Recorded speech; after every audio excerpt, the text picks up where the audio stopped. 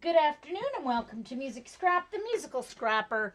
Um, Oops, what do I got here? Get my feet up on my footstool so I can be comfy.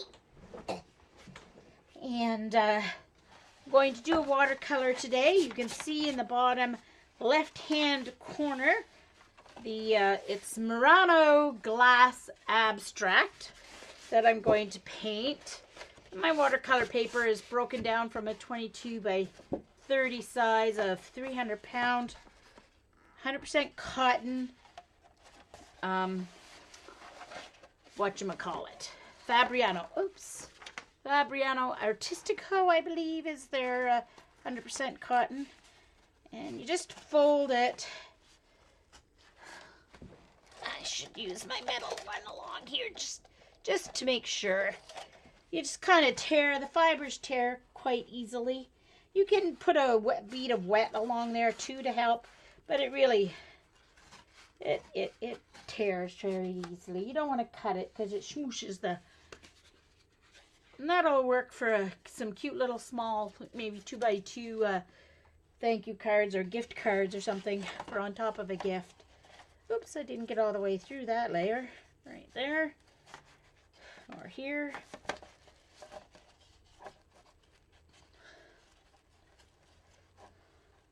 Hi, Eileen. Hello, Jillian.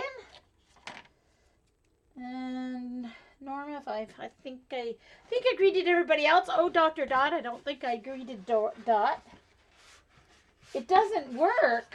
Oh, that's strange. Huh. Are they getting rid of our links now? I linked it as normal. That's strange. Okay, let me tweet again, copy and paste the link.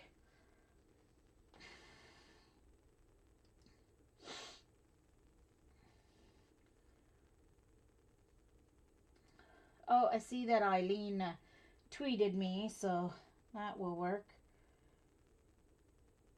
Oh, I see the music scrap part didn't come out as a part of the link. That's why, Eileen. Huh, weird.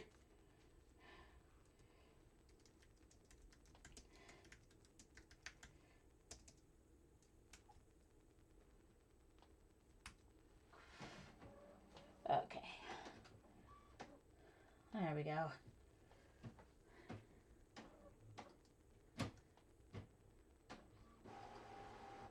Oh, okay.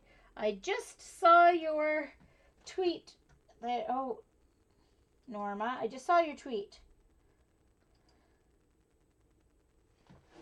Yeah, the last part of my the music scrap wasn't actually in the link. That's really strange. That's never happened before. I don't know. Man, unless I accidentally typed a space. I mean, I know I hardly ever make any typos, but anyway, if you're watching the recording, welcome to Music Scrap, the musical scrapper. It was a beautiful sunny day here on the east coast of Canada, but I'm looking out my window and I noticed that it is clouding over. So anyway, it's cool, but it was warm in the sun, but there was a very cool breeze today. Friday, we broke 140-year-old heat records, high temperature records, temperatures that, since they started recording temperatures, keeping track of temperatures, we broke the highest for June 1st. And today we broke the low.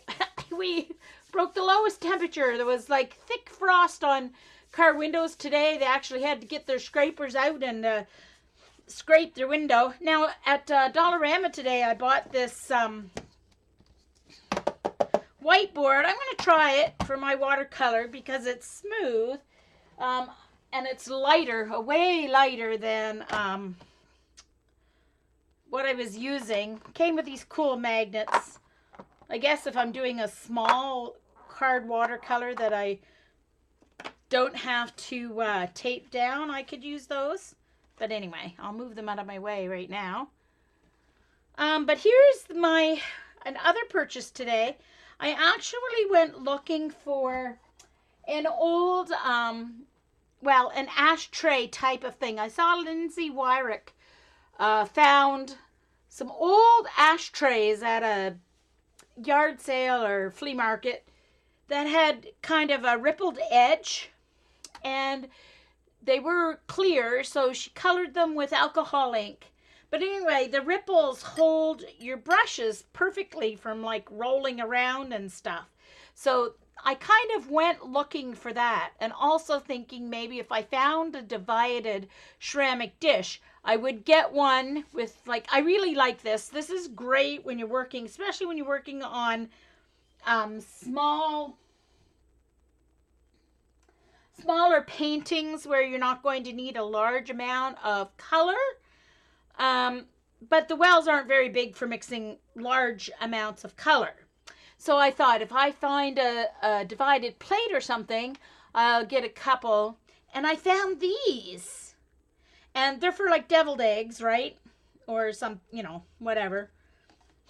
And so I thought, oh, they were like $1.25 each. And they're a decent weight. They have a nice glaze on them. Even the bottom's glazed, but except for the feet. And they will sit on top of each other if you kind of turn them, offset them. They'll sit on top of each other. So if I have more than 6 mixes, I can keep them, on top of each other, and it saves desk space. And then when, if I need this color, I can just switch them out.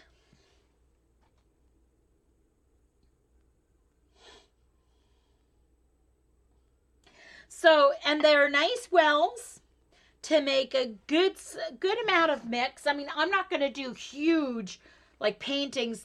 These are like 8.5 by 11 paintings basically that I do. By the time you get the edging, it's like 8 by 10 sort of, 8 by 10 and a half. They go in. I make them that way so that they go in an 8 by 10 framed opening. Okay, then your next size would be 11 by 14. And I do want to try some 11 by 14, which I had this was cut for 11 by 14, but I wasn't ready to do that today, and I didn't print it off as an 11 by 14, so I thought I'll just do it as an 8 by 10 today and see how it goes. Also to my right, I have my face cloth that I used for keeping my brushes not too wet. I have my 2 jars of water. The mason jar will be my dirty water. The glass will be my clean. That's why I don't have 2 exactly the same, because then I'll forget which one's which. I have my Magello 33 well palette of M-gram watercolors. It's kind of set up in a, I know it doesn't look like a circle, but it's set up in my split primary sort of wheel with my warm and cool red, my warm and cool orange, then the yellow, excuse me, then the orange in between those, and then my warm and cool yellows, and my cool and warm blues. All right, and then my greens and my aquas in between that, the purple between my blues and reds.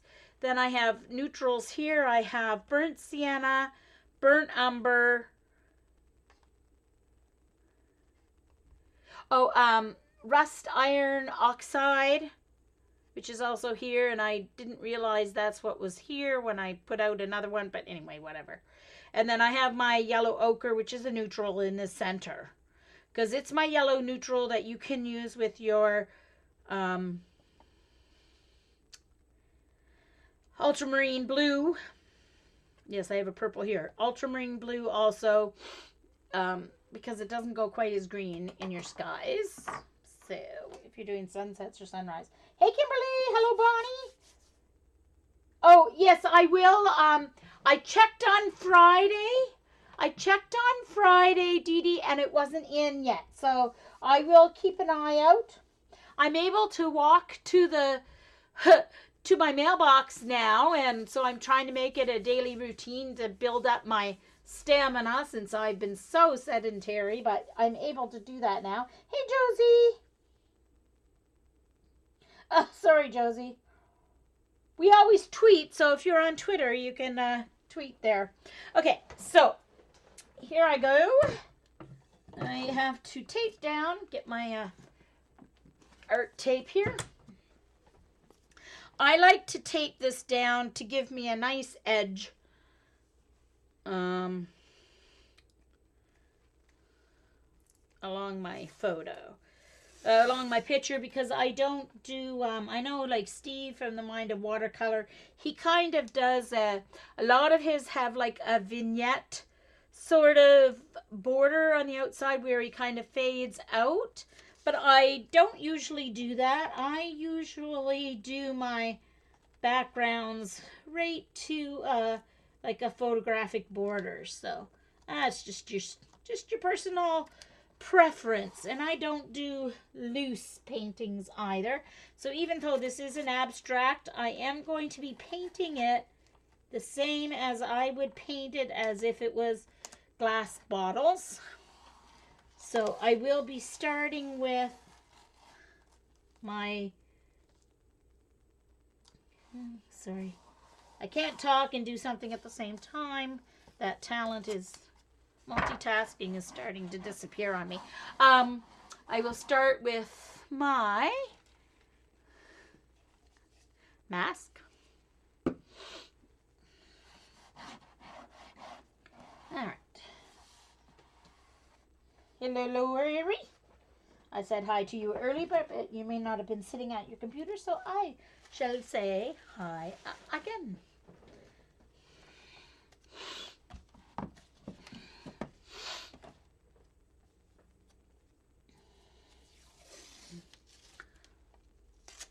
Okay. So for those of you who were not at Dee Dee's or Janet's today, Ustream has sent all streamers a notice. Came in this morning when I logged in to go stream, that as of August 1st, our Ustream will no longer be free, available as a free option. So we either have to pay or switch to a new streaming service.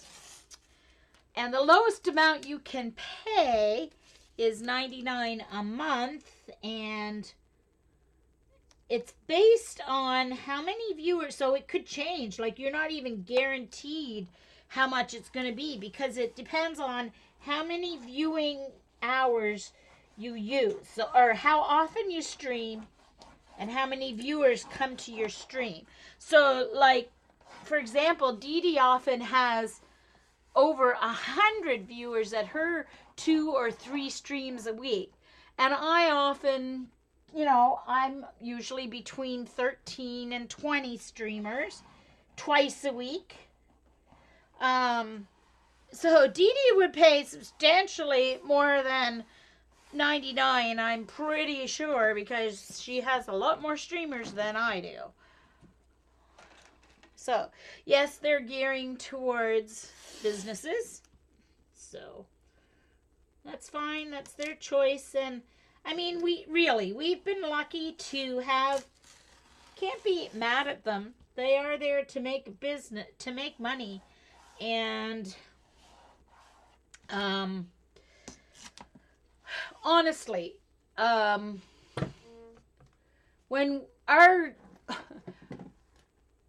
we're streaming live, it's not like I go from my computer to your computer. My video uploads from my computer to a Ustream server. Okay? And then that Ustream server distributes it to everyone who's logged in. But it goes to other, like, you know, to a server near you and whatever. So then it's taking up space on that other server. You know, a real computer hard drive somewhere. Those, you know, those big, huge ones that you see in the movies when they go into the the basement of a building, and it's got like rows and rows of computers. Those are servers. And So Ustream has to pay for space on these servers in different parts of the country and different parts of the world for our. And then if we save them, if you don't save your recording, then it gets removed right away from the server. It's temporary space that it's taking up. But if we save our recording and it stays there for a month, it takes up that space on the server. And so we really have been lucky to have free access. Yeah, mainframes. Thank you, Dee Dee. Oh, my Lord. Server mainframes. See, I told you. I can't do two things at the same time. That word would not come to me. It's like, duh. Okay. All right. And so now they're going to have paying customers who will pay to use that server space, which is why the number of people watching you is important, because they're accessing more servers. Oh, for heaven's sakes. Where did my little, one moment please, my little black tray thing is way down on the, underneath something here. I still have stuff around my table here because my desk, because I've been scrapbooking, so I've got my 12 by 12 papers in a rolling cart, and it's, what the heck am I knocking off now? Oh, brushes that I put behind me. So this is actually sold for use with your light box. And it has a Lazy Susan spinner on the bottom. And you can angle it at different angles. So I use it for my painting. So it makes a little desk. Hey, Susan! Anyway, so let's got my spray bottle. Putting a little water in each well. And I'm going to spritz my paints so they're ready for me. I have to just do a quick tracing first. I have to use that yummy phthalo green blue shade. Okay. I need my graphite paper. All right. So in the bottom left-hand corner there, you can see the photo I'm doing today. For Eileen, she wanted me to do something abstract.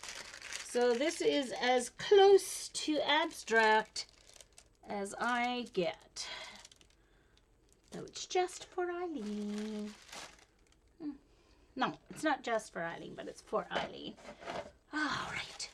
Hello. Did I put it back already? I'm like too efficient today. Put my tape back away already. Hi, Paula. Did you hear the news? As of August 1st, Ustream is no longer free.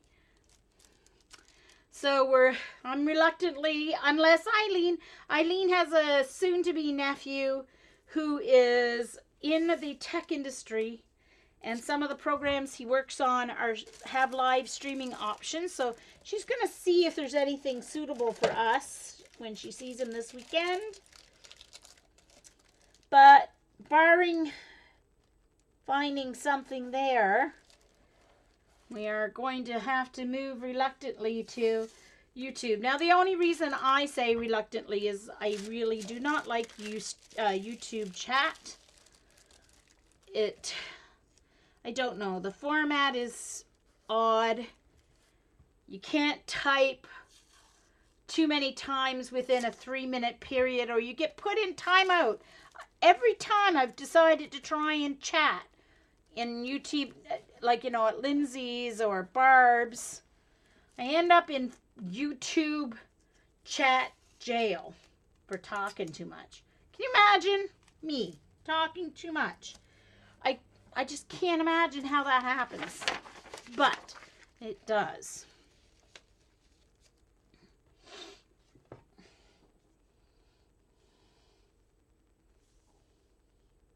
Oh, okay, Dawn. Dr. Dot.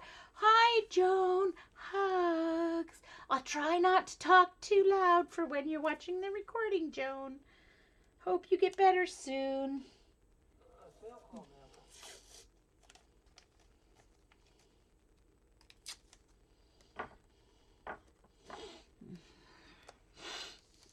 So,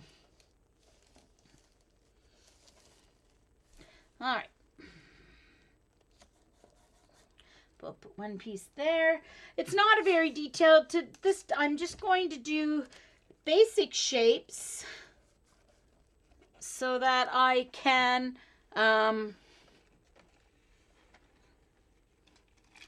see where my color changes are going to be and etc. So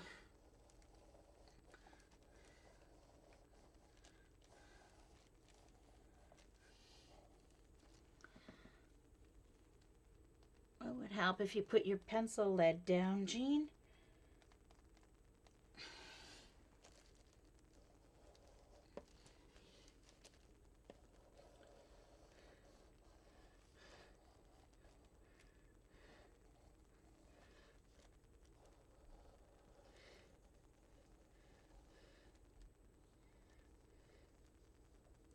Just going to do it lightly there. Okay, so there's a highlight that's going to have to be, that's going to need some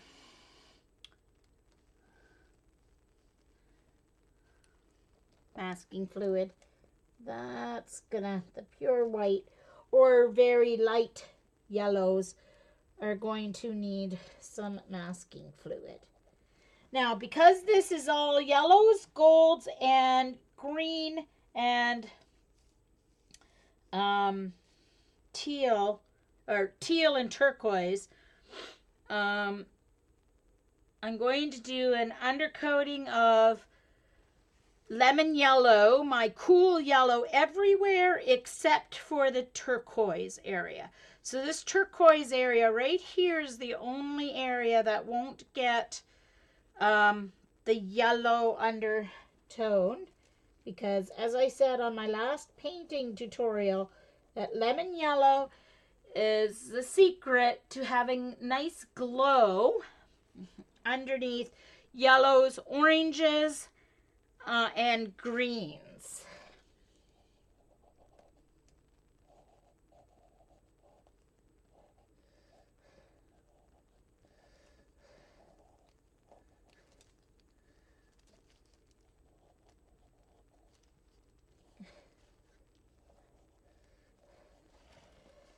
And I'm going to need a little bit right in there.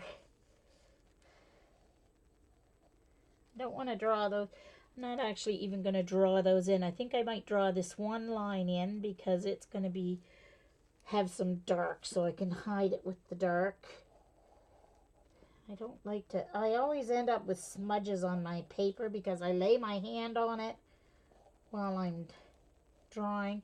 So I try to remember to hold my hand up on my pencil so that I don't lean on my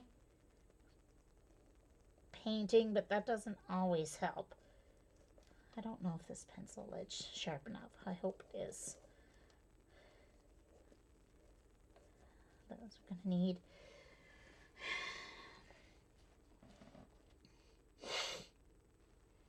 Alright, so let's do a nice sweep here of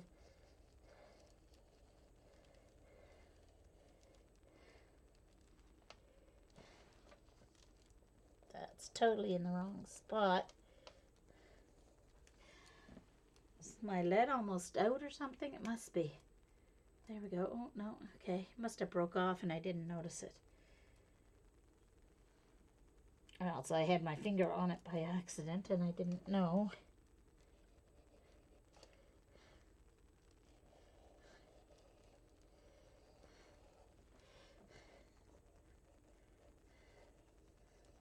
There's a big white area here.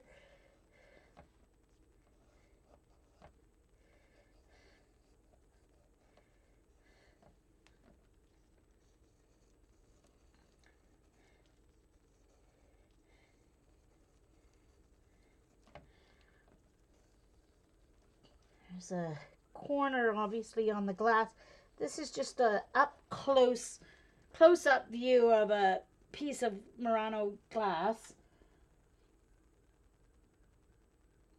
Welcome back, Jillian.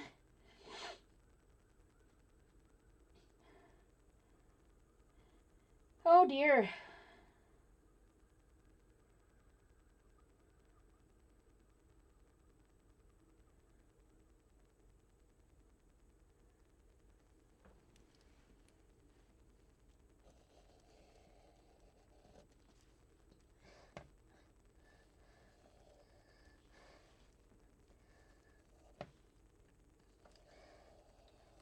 Just trying to give myself the general area of the shapes. There's another white glow.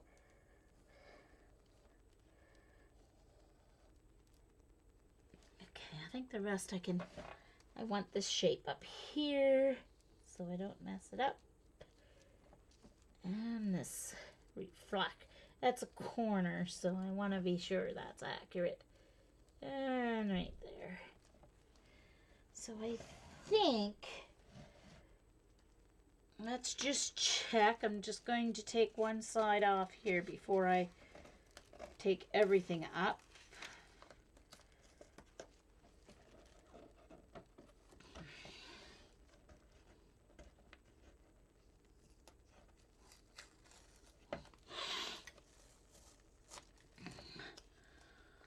That's not necessarily the healthy way to lose it to Paula. Alright, I've got a lot that did not show up here.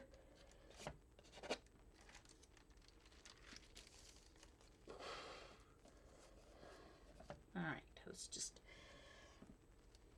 let's switch to a pen. See if I can get a better. Alright. These areas did not show up at all. So I'm going with switching to my pen. Get a better pressure.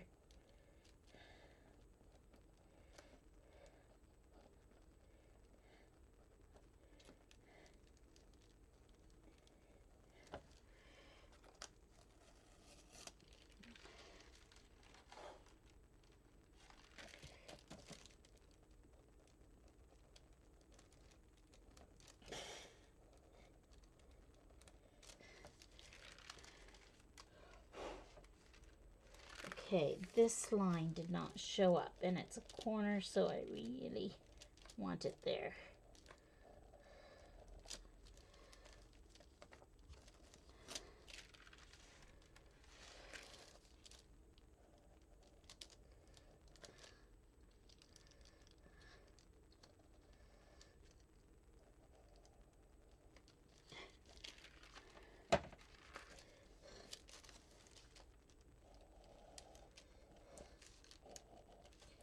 Of course, this piece of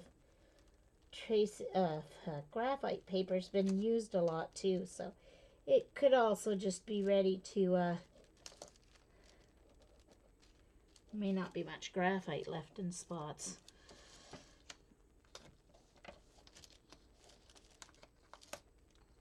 Oh, for goodness sakes.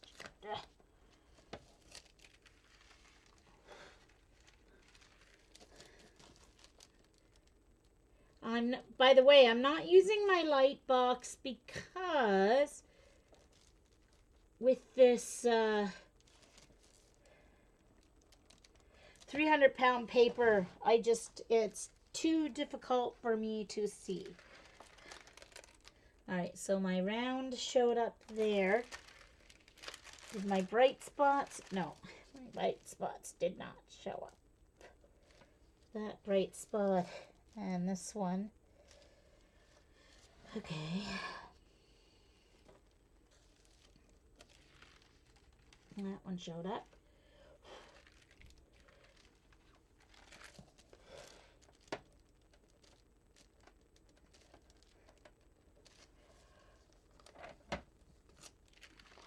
Alright. I think that's good. I think that does the trick.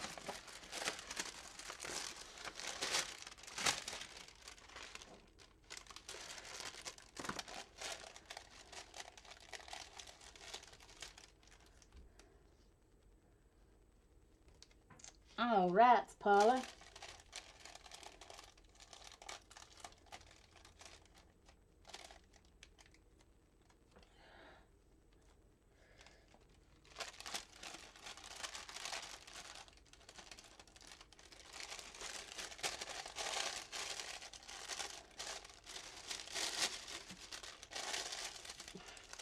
Craft Scrubby Norma. I have not found anything that my Craft Scrubby, I'm putting that in the garbage because there really is, it's the one I use every time. So it's kind of lost a lot of its. Alright, so now I've got a spot here that's on my canvas and I'm not sure what it is. And it's gone now.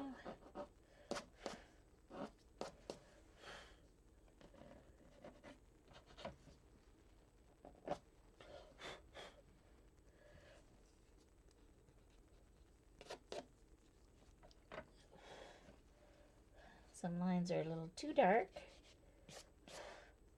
but I did better than normal as far as pressure goes. Okay.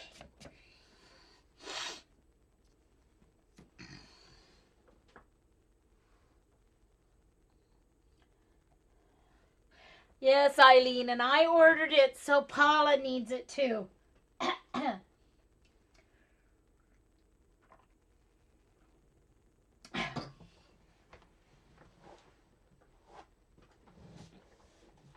All right, hold on. Trying to get comfy. All right. So I'm going to wet, or do my, no, I'm not going to wet anything yet.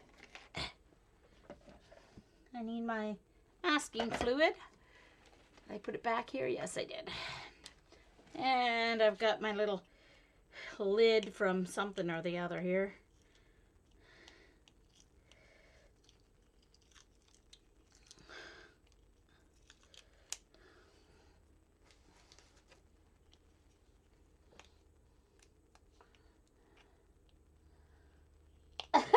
Eileen.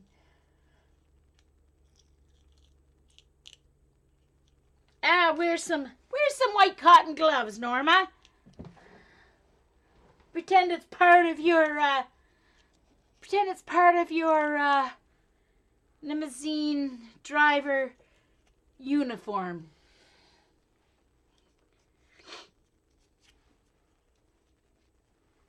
All right, so I really like this Grafix, Grafix brand. Except I obviously got a little bit on the edge. It's nice. I added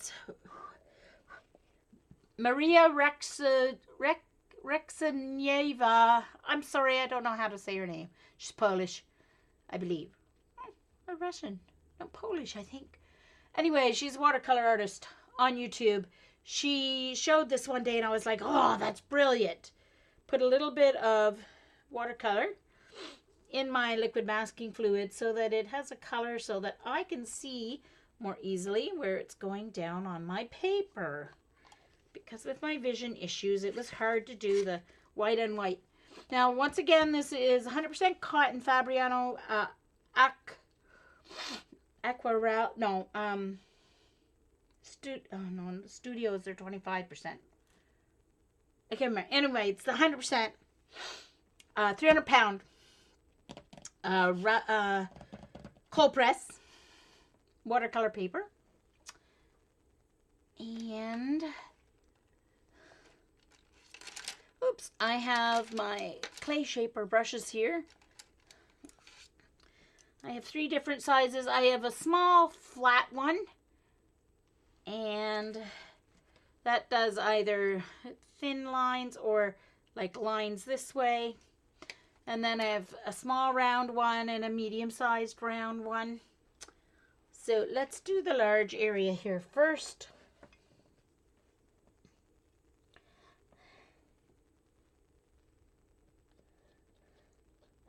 So you want to color in the areas that you want to stay pure white or are going to be lightly colored with a final wash at the end. And I've got a chunk there from something. There we go. Get off my brush.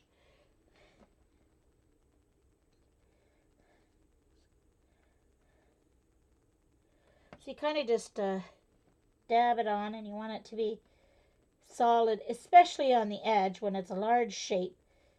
It's to protect your white.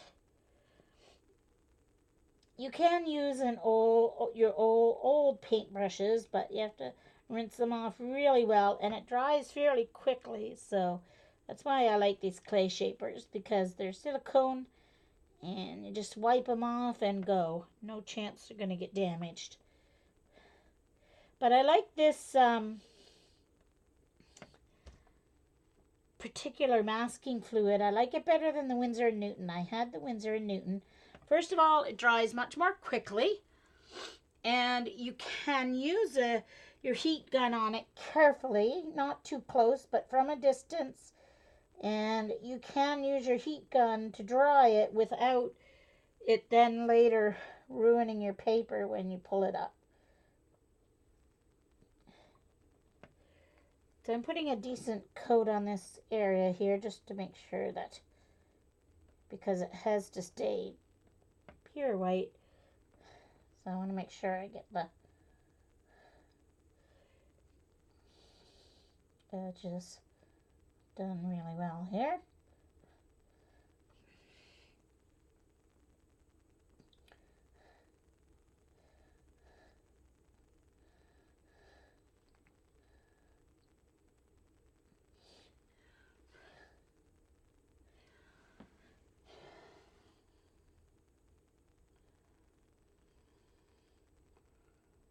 Okay, all right, Dee Dee, thanks.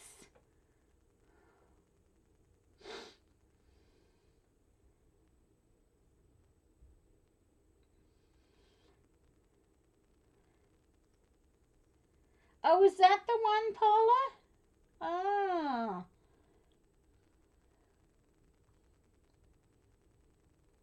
Hello, CB, welcome back. Did you buy anything? Did you buy anything at Hobby Lobby?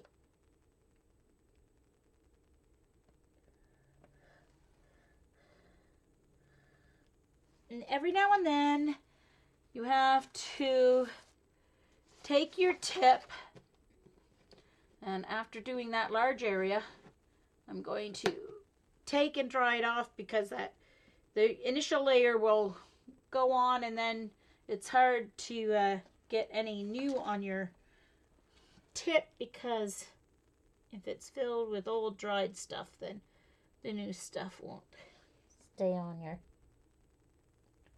brush. That's what I found. I don't know if the same way with the brushes or not, but it is with the silicone. Once it starts to dry on the silicone, you wanna take it off. Oh, don't put your arm. That's why I usually go left to right, but of course I did this area first because it was a larger area and it was going to take longer to dry, and then I swiftly put my sleeve into it. Jeez Louise.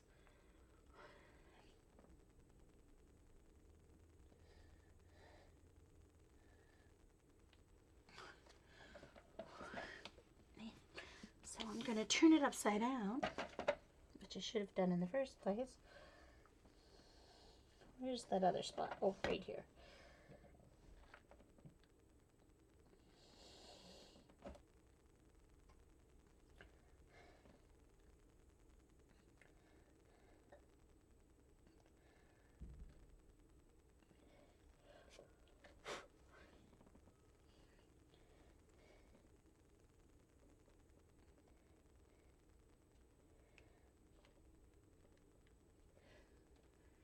Now there's an area right down here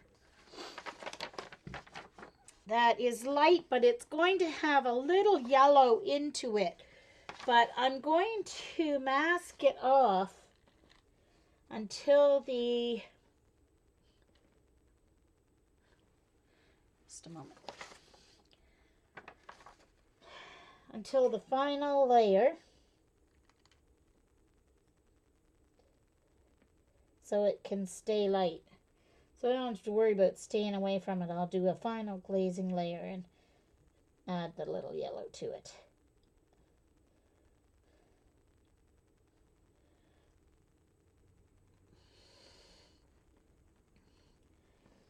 All right, now I'm going to switch to my small flat one for a moment because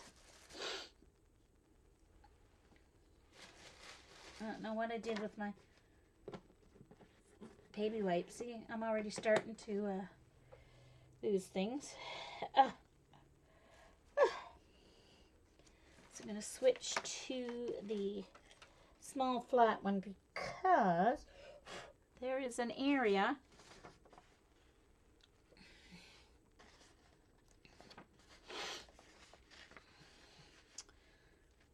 I don't have it marked off, but there's an area right here that I need to get. And then there's another smaller area under this large area that I'm going to go in and get in a moment. But I want to get, actually I think I can use I think I can still use the large one on that area. It's big enough, I think. I think I can get it straight enough.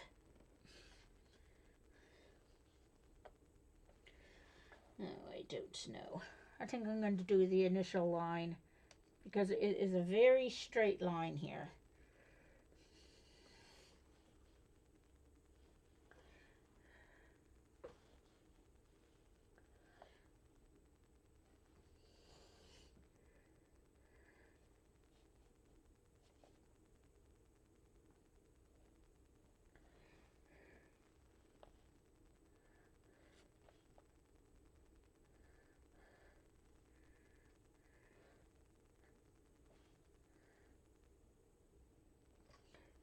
Now I'll go in with the larger one, which is in my mouth. Sorry about that.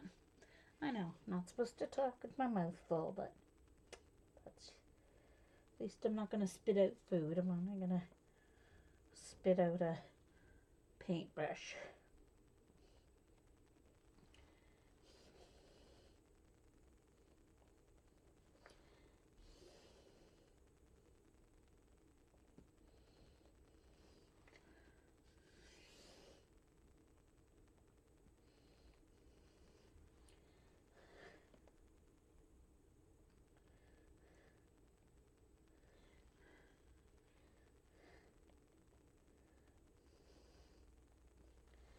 So I'm going to, all right, so that's that section. All right, so now I have a spot right here.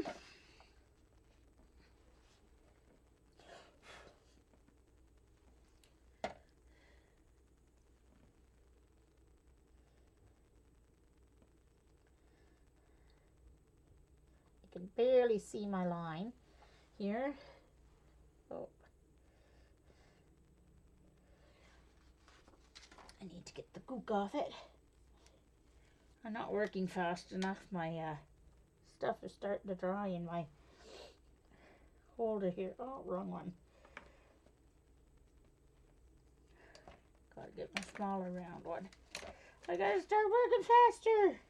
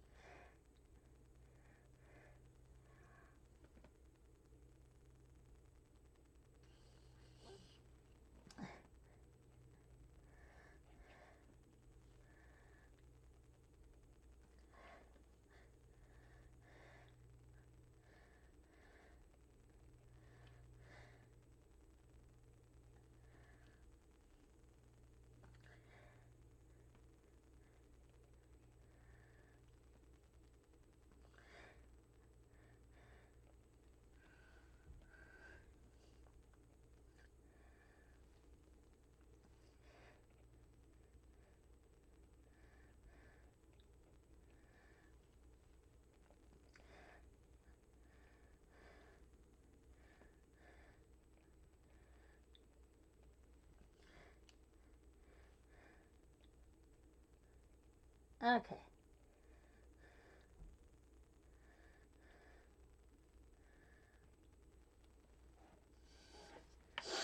Ah! Oh, how did that do that and not end up upside down? There's the baby wipe that I lost. I have to fix this shape. On this edge, it comes out like this.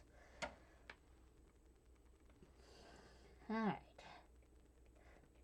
Sorry guys, once I start getting my color.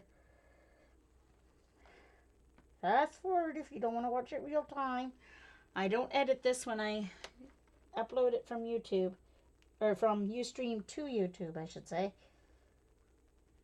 So you're watching my real-time, real-life painting process. And with my bad eyesight, this is a very difficult part of it for me. Probably the hardest part is getting this layer of white on, or white protector, I should say. CB.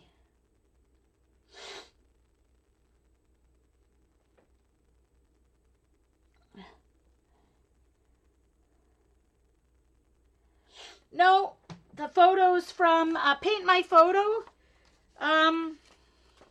It was already this close-up shot of Murano glass. Lorna Weber took the shared the photo on Paint My Photo. So, oh yeah, why am I bothering to show it? You can see it right there. Yes, it's from Paint My Photo, Lorna Weber. Sorry, one more little area here to do.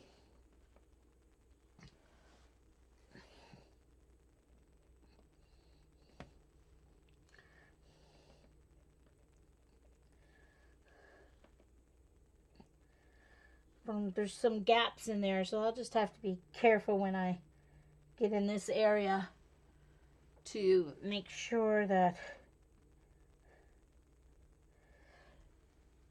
I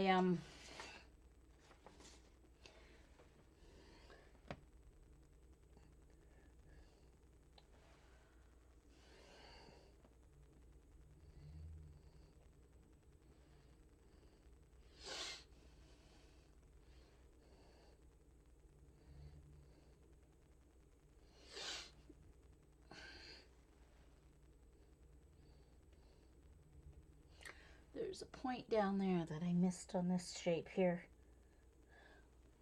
Totally.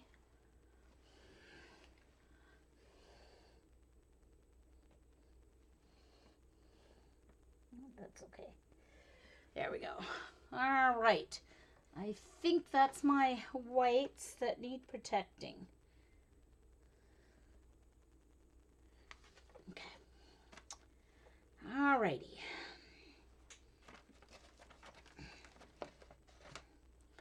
These just get wiped off with baby wipe and put back in my holder.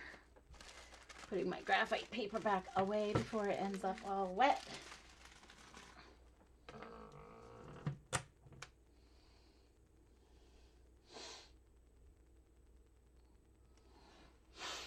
All right. Okay, so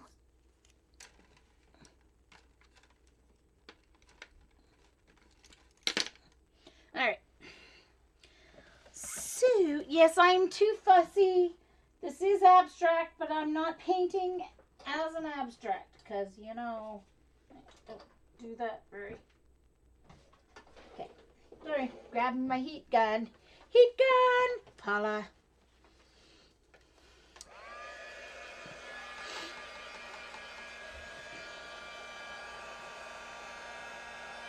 These little blobs here are fairly thick, so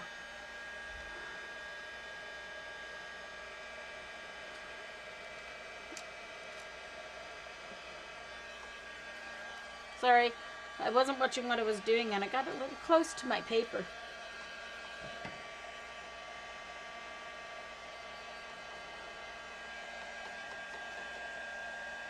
So this is just my second painting on this 100% cotton, so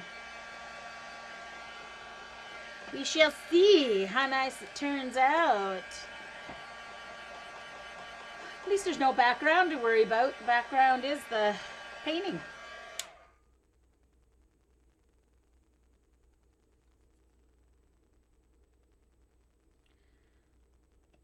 Still a little sticky in these larger spots, so and the ones I just painted won't quite be dry yet. All right, Susan. Thank you for dropping in. I am recording, so it'll go up on YouTube later this evening.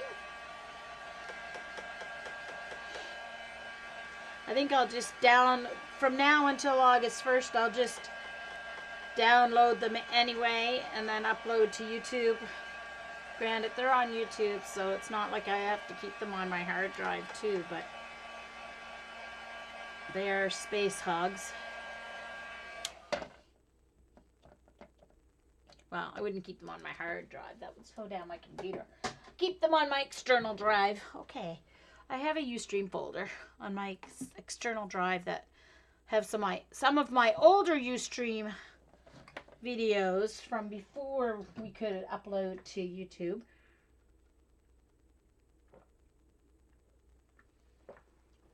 Okay.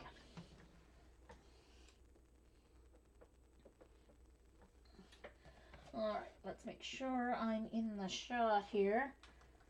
Let me go to my webcam settings just because I think I need to move it up a little bit. Look at that.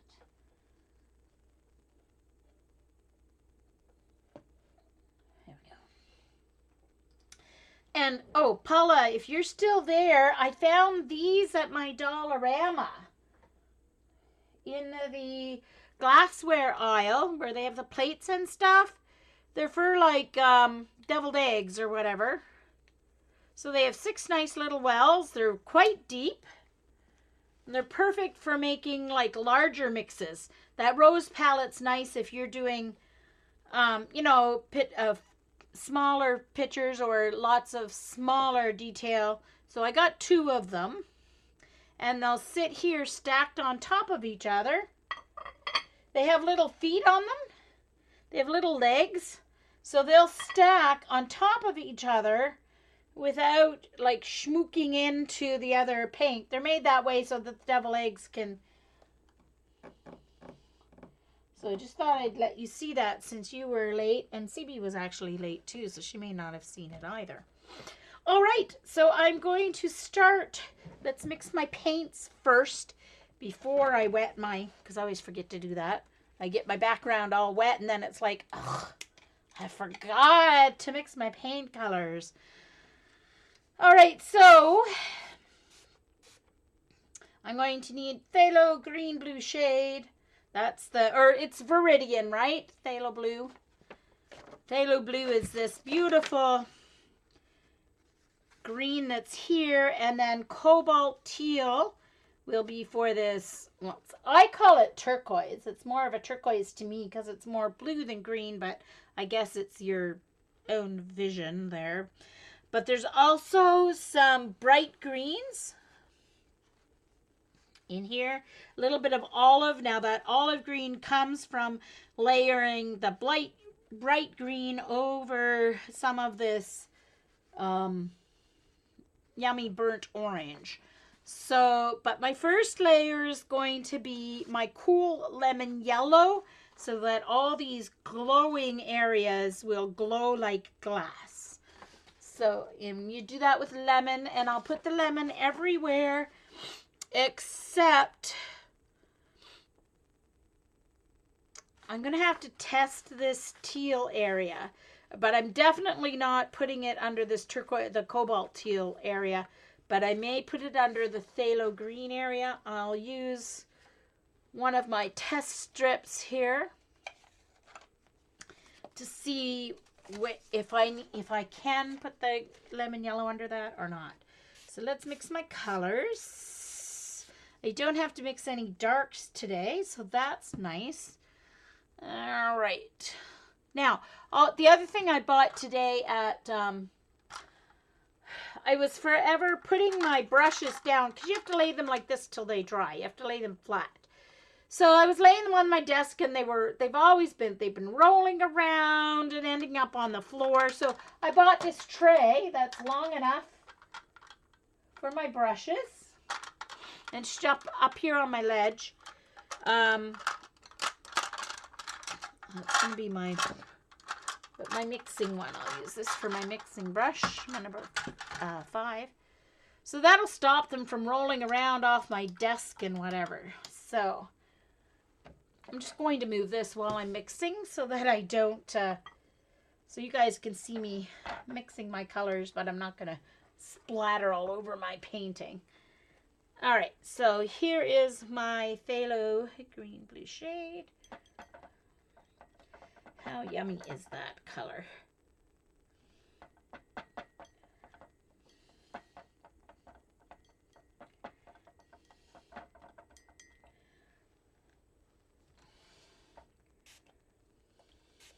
Make it thinner for my first layer. I can add more pigment to it when I need to do other layers. So what I want to see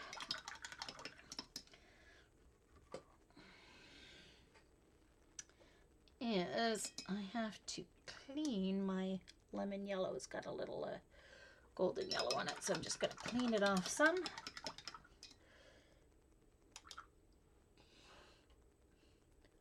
So I want a pure lemon yellow here.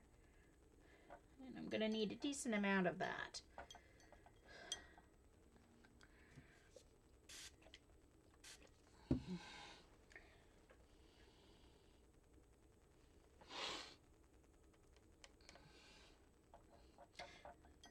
So this painting, Eileen wanted me to do something abstract, so I saw this picture, found it. I had it saved already, wanting to do it. So it's still my glass. It's abstract for her, but it's still, I can still do it structured for me. These are my M. Graham watercolors.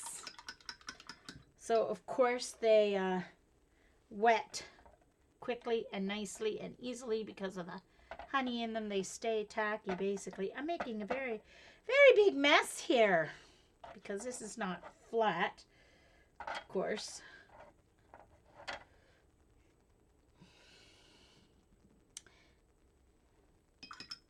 So then I also need my cobalt teal. Oh, I got some yellow in it. Hopefully not enough to make it a big deal.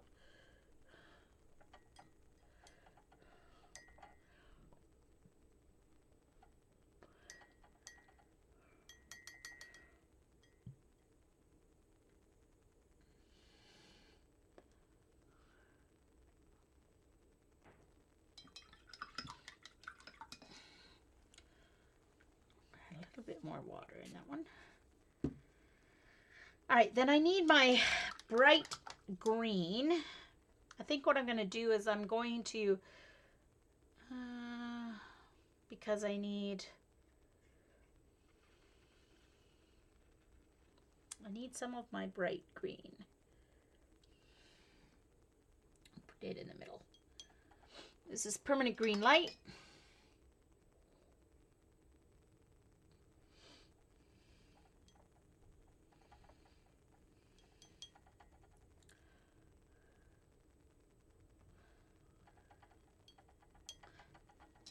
Don't need a whole lot of that one.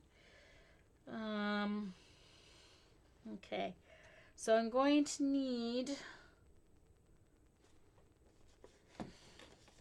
my warm yellows, my warm yellow and my burnt orange, which is a mix. And then I can add my burnt umber for my higher layers later. Okay, so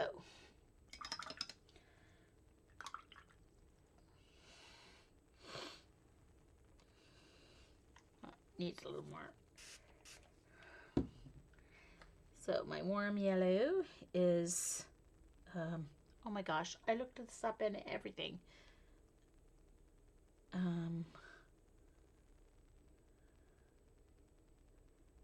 I can't remember. It starts with a anyway. I looked it up and everything after last week's show when I couldn't remember it. Going to need a rather large mixture of this.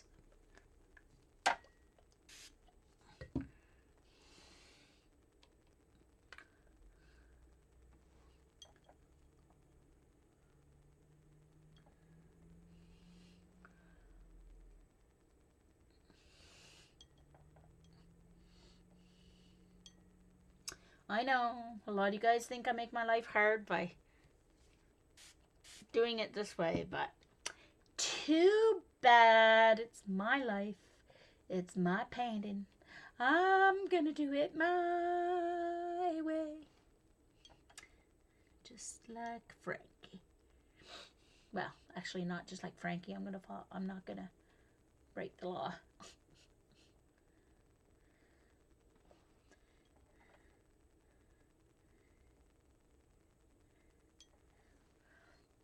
No laws in art as far as I can. There are some standards and accepted practices, but those are all meant to be bent out of shape a little, because that's how art has, and music and drama and literature has progressed by authors and composers and artists breaking the rules.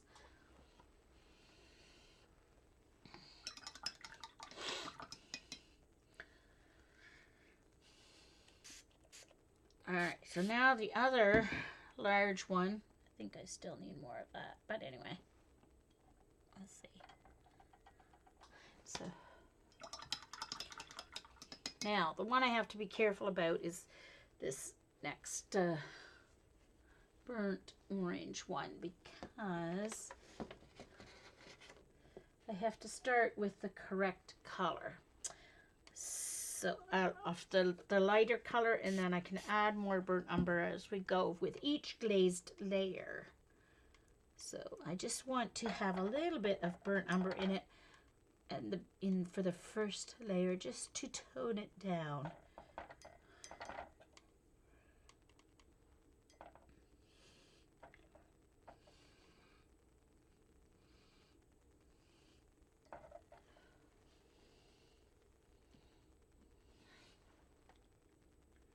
All right.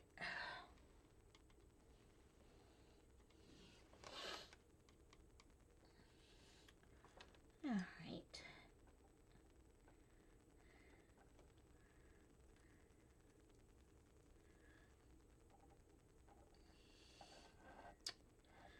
I know both my streams are at kind of one's at beginning of supper hour, and the other one's just as people are starting to prep supper, so it's hard for some people to get to my stream, but I'm not a morning person, so I can't even think of doing morning streams. Heck, my Thursday stream's at 2 o'clock my time, 1 o'clock Eastern, and I have trouble getting up for that. So now I'm going to take burnt sienna, not burnt umber. I'm going to take some burnt sienna. Oh, actually, you know what? I'm going to use my yellow iron oxide. Or orange iron oxide to darken this. I'm going to put some up here. I'm just going to see here. Oh, it's going to take a lot more than that, Jean, because you've got a lot of...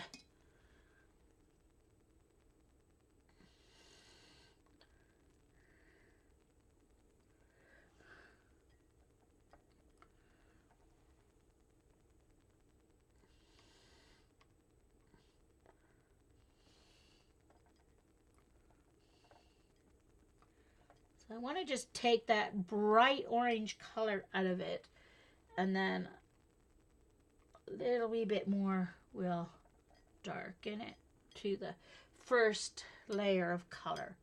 So that looks pretty good, I think. Teeny smidge more. All right, that looks good. So there's a nice kind of terracotta yellow. So it's orange iron oxide and transparent orange.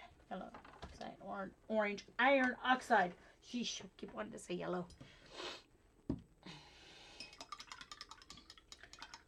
So there's my color palette. And I want to try. I need to see if I need, in order to get that viridian, greenish viridian color, if I can put lemon yellow underneath it or not. So let's put a yellow there. And then dry it.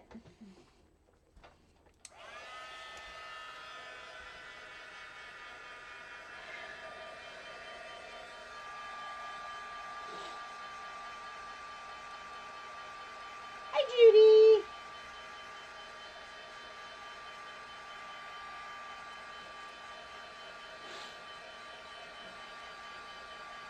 Go to bed earlier? Oh, I can't do that because then I lay in bed wide awake.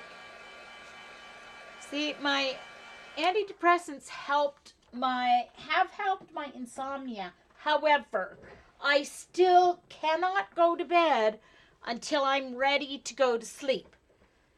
Because even if I'm tired, if I lay in bed, I'm just a night owl. If I lay in bed more than like 10 minutes, then I don't go to sleep even if I'm tired. I think it's still just from my 8 years of sleeping for 2 hours, laying in bed awake for 4, 5, or 6 hours and sleeping for only 2, and then having night frights during those 2 hours has just left my body saying to itself, you're not ready to sleep, you're not ready to sleep. Even though my antidepressants do work, I still have to be ready to go to sleep when I go to bed. So, anyway. All right. Let's bring my page back in here. And I'm going to test. That's dry enough. Yeah, okay.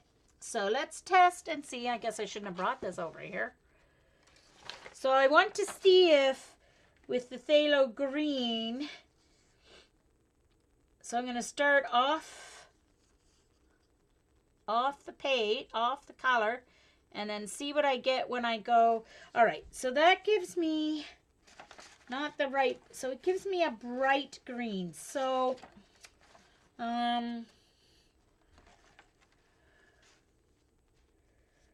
so I do not want the yellow under any of this blue and green area. Okay. I do not want the yellow under any of that area. So I'm glad I tested that. So I don't want it under the phthalo green or the teal because I'm going to use my bright green for where the greens come through. I think it's easier to control.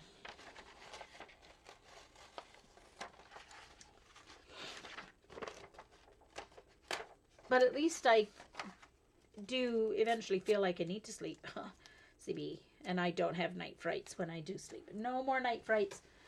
So that's good. But I don't see, CB, I don't know if I really want to break the habit either. To me, there's no benefit to getting up early. I like being up late. Always have. Okay. And I think I always will. All right. So that's there. So from there, okay, I can sort of see the line, but I'm going to put it in just a smidgen darker here.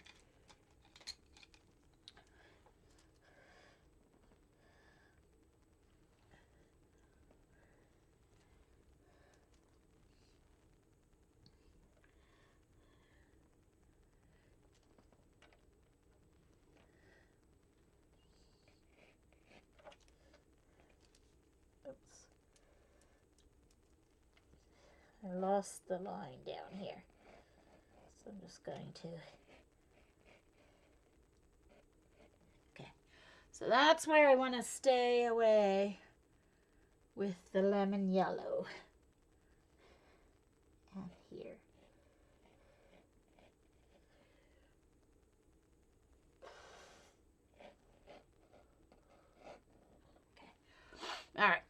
should work.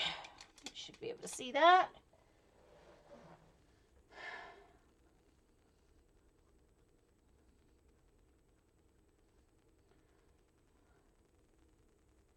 Oh, cool, Judy. That's wonderful. Oh, I'm very happy for you. Okay. So, let's get to wetting, guys. Using my cat tongue. Ooh, seems to be a little dirty. One moment. I need to get a paper towel here in case.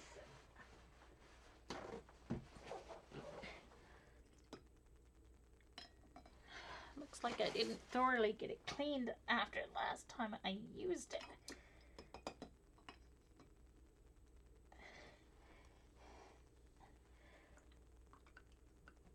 Okay, let's see.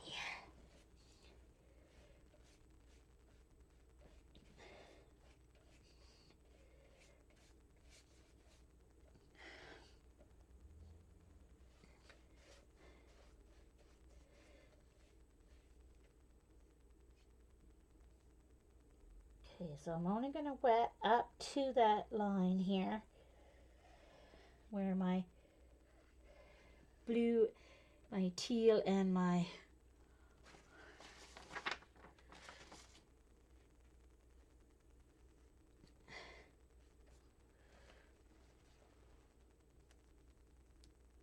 that's got to get a good clean at the sink. I think that whatever green I had in there does not want to be out.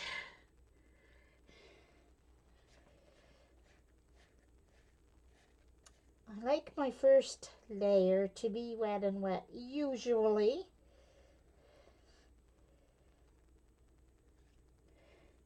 Personal preference. Some artists do, some always like to work wet on dry.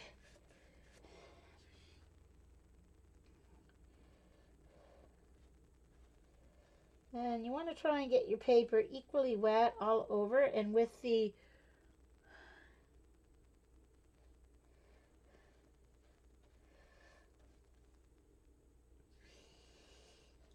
cotton paper, sometimes you have to wet it a second time.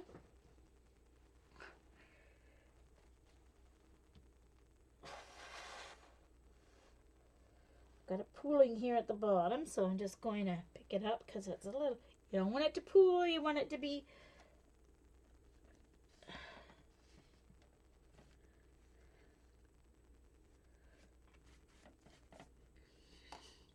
wet. So I'm going to do a second wetting to make sure it's wet through and not going to dry on me when I'm partway through my first layer here.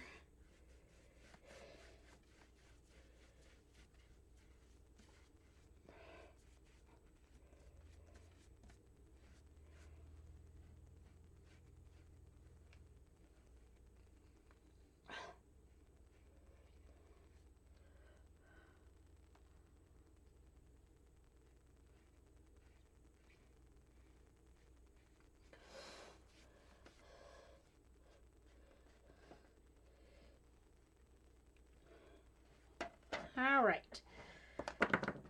Now, I'm going to use my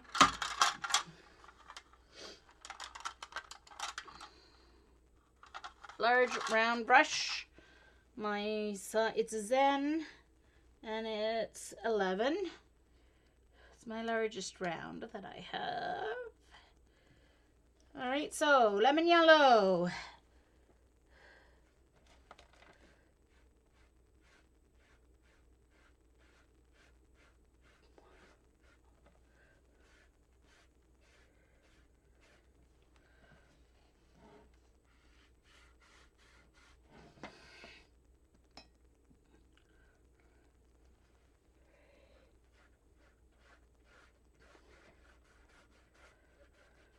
And it's not lemon yellow, it's permanent yellow medium, I think. I can't remember the M-gram color for it, but it's would translate to lemon in most colors. Going in with to get some clean water to kind of even out the wash there a little bit.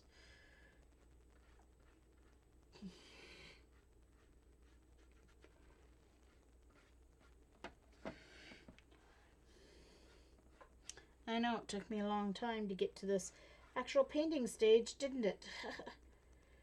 That's me in a nutshell.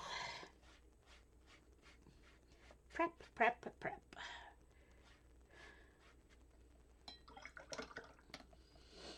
Make sure your brush is wet enough or the pigment doesn't want to leave your brush and go to the paper.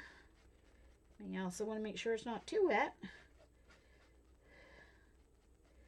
So if your brush is too dry, it'll start soaking pigment or wet out of your paper instead of adding it. Okay, so this will dry substantially lighter, so don't panic if you think it's bright. Ooh, it's not as bright to you guys. Okay, now I'm too bright. Hold on, I've got to change my settings again here.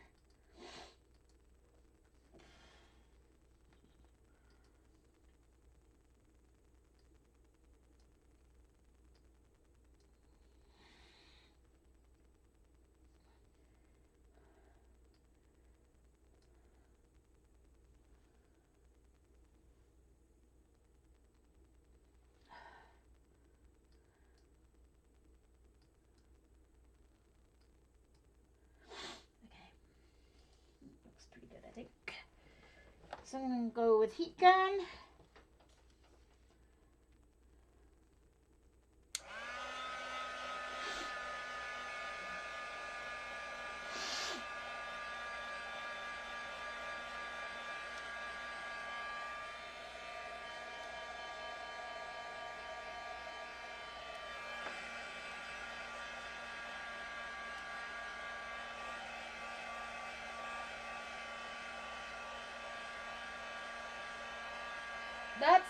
That's what I'm painting, Judy.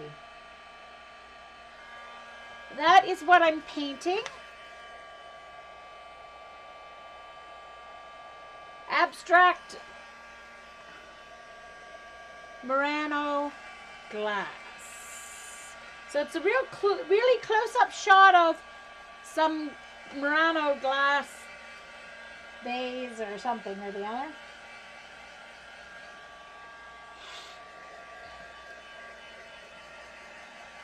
So this layer has to be completely dry before you start your next glazing layer, or the paints will just mix instead of layer.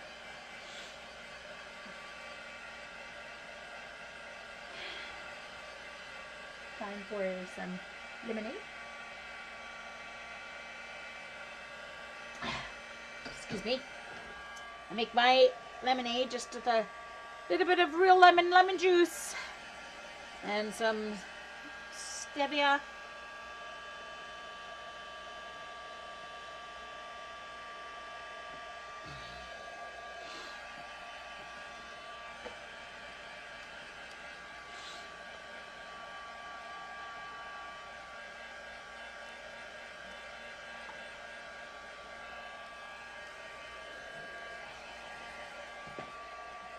So, the advantages of this 300-pound paper, number one, it hardly buckles at all. I probably, like, if I didn't want to, worry about having an edge, I wouldn't have to tape it down. It does not warp, or it doesn't for me. This is only my second painting on it, so I'm still a newbie to it. But it takes longer to dry, but it stays wet longer, so it gives you a longer working time. If it still feels cool there in some areas, so it's not dry.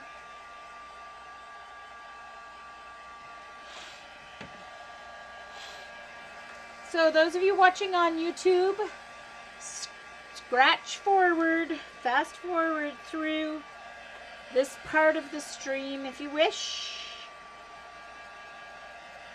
Because I know, it's not exciting watching paint dry, and at least my live watchers have each other to chat with during these boring parts. Or not as, I don't like using the word boring, not as exciting parts, let's put it that way. But I like the nice straight, if I end up with a straight border. I mean, granted, it's going to end up behind a mat anyway, this very edge part. So, but I still like to have it just in case. Okay. So I'm now going to go in with that same, with my number 11. And I'm going to go in with my first layer of this burnt orange color that I mixed. I'm just going to turn my palette so the burnt orange, because I'm going to start burnt orange in these areas. Obviously, I'm going to leave the lemon yellow here. That'll get a little warm yellow in a moment. But this burnt orange here where it's the light burnt orange, and anywhere where it's the darker burnt orange is going to get this layer, and a small layer right here, and of course over here. So my first layer I'm going to have to make as light as my lightest, like, burnt orange. So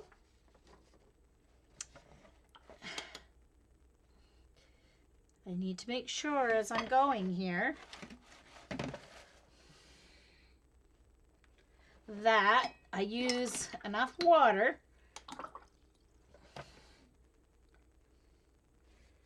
and color to lighten up that pigment as I go here.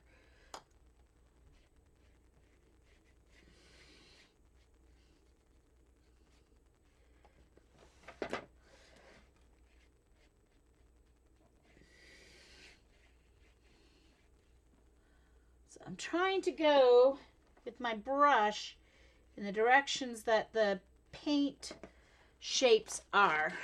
Okay, so up here the shapes in the paint are going up. Here they're going this way. So that's why I'm trying, and I did not leave I need my paper towel because I forgot to leave.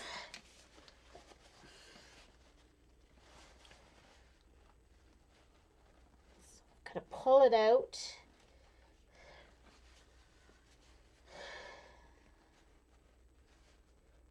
Thank goodness this is not a staining color.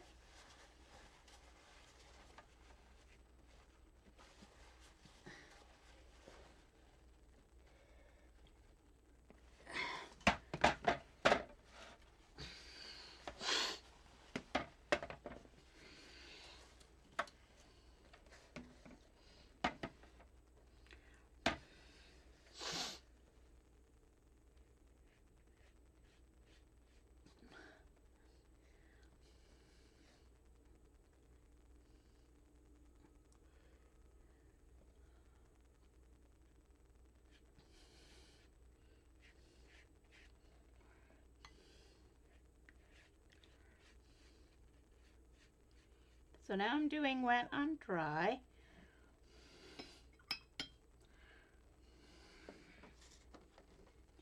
I should have my iPad open here. It's easier to see on my iPad than this piece of paper because I don't get as much detail on the printed.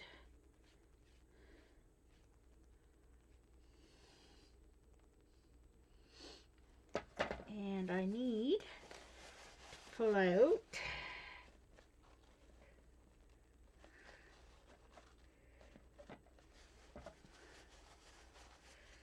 I forgot to paint around it. Jeez Louise, Jean. Not paying very good attention here.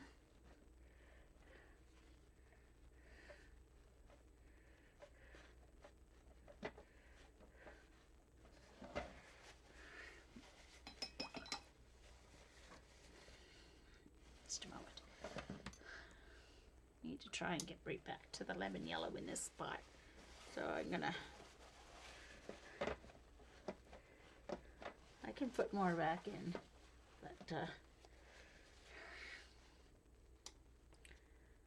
got to pay better attention. I've got to get my iPad out. It'll be easier for me to see. Okay, hold on.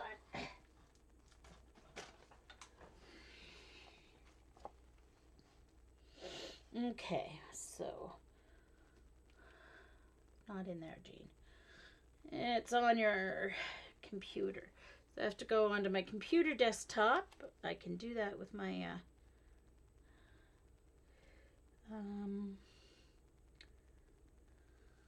hold on.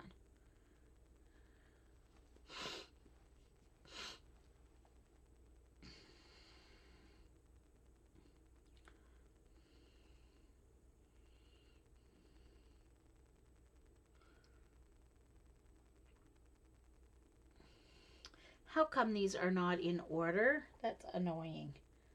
They're not in alphabetical order. Where?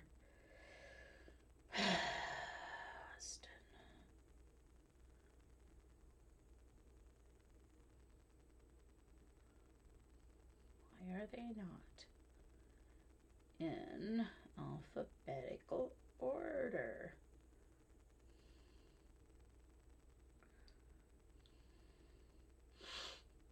Books,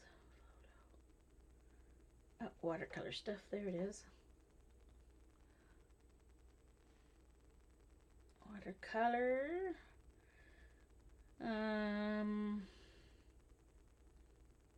Paint my photo. Ugh. I see. It's because most used ones are okay. All right. So now I have to hold on. Now I have to set up my iPad not to go to sleep. Fast forward, people. Fast forward. Fast forward. Auto lock. Never. And open this back up. Okay. Now I've got it open on my iPad, and it's much richer color. So I'm just going to sit it right beside me here. All right, so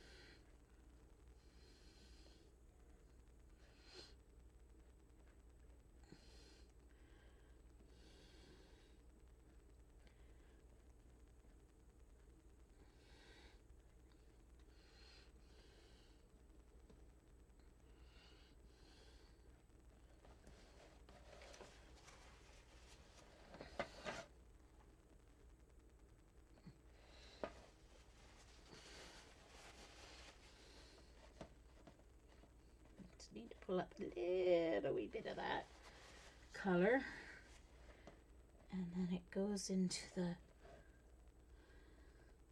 lighter, the lemon yellow, the warmer yellow, so I have to leave that there like that.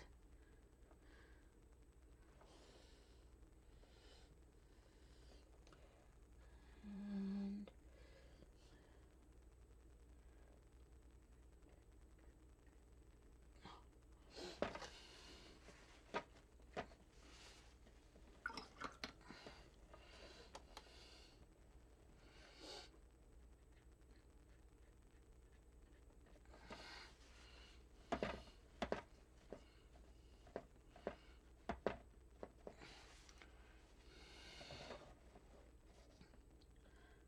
my paint's kind of separating. Now this part's lighter, so I'm going to add a little bit of water to that because I'm running out and it's lighter right here anyway. Hold on. So it's right there. There's a little bit of lemon coming through there. Actually, I should have done it from this side in the first place.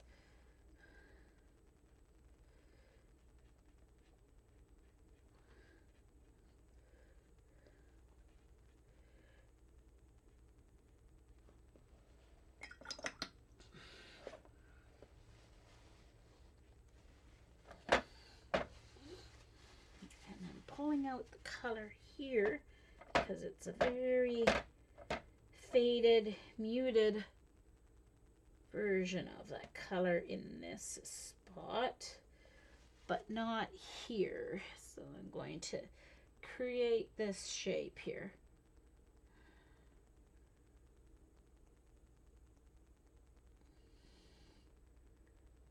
I have to go upside down. I don't have my iPad upside down and I've got my page upside down. So there we go.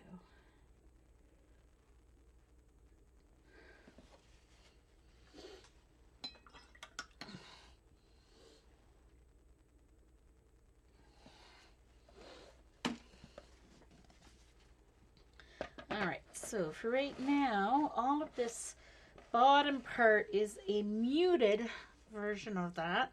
So once again, I'm going to add a little bit more water. There's one area that's a little bit darker, but I'll deal with that in the next layer. So we've got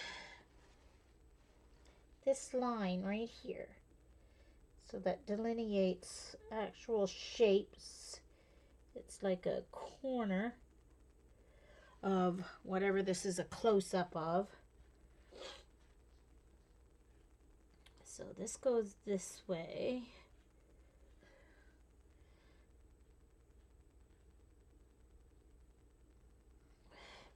And then there's an even lighter color there, but that will get, it still has to get this color, one layer of this color. So I'll go back and going along the bottom. I'm going to check over here. It's already drying, so we're good there.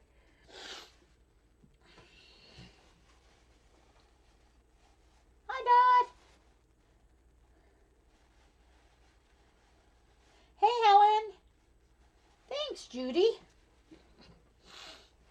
I hope so. It's for Eileen, so I hope she likes it. All right, so then I've got a shape here. And then the shape above it's going to be darker, but we'll start with this. It'll be a little darker, so I'll leave it a little darker right now. And I'm running out of that paint color. Wow, Jean. You guessed fairly well on that. Color. Oops.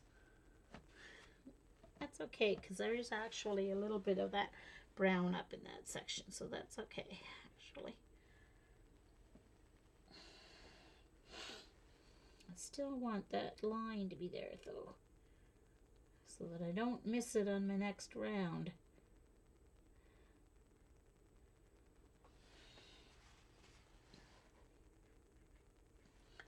All right, can't touch that too much because it's starting to dry. So I need to leave that to dry before I can do my next layer. Oh, the color's not right at all. It's too bright. Okay.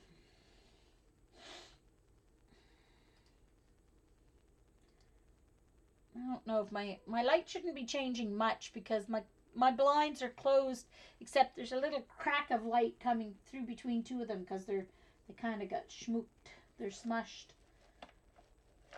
All right, let's I don't want to take down the brightness because that's not what it is. The problem. Oh, there. Okay, the contrast was the problem. That's a little closer.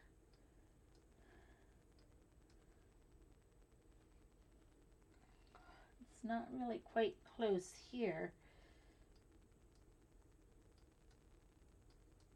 Oh, no, sorry, that's too bluey green. I apologize. Okay, I guess that's about as close as we're gonna get, I think.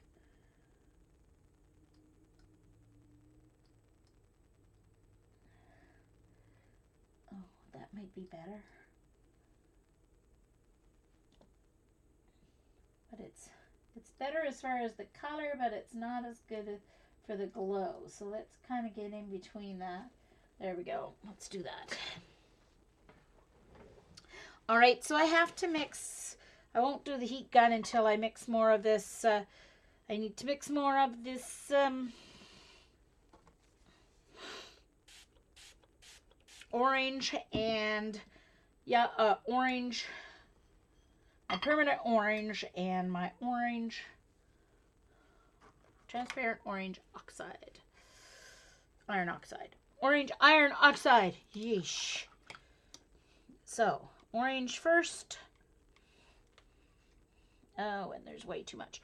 Hold on, I've got too much water in there because this layer is going to be a little bit thicker.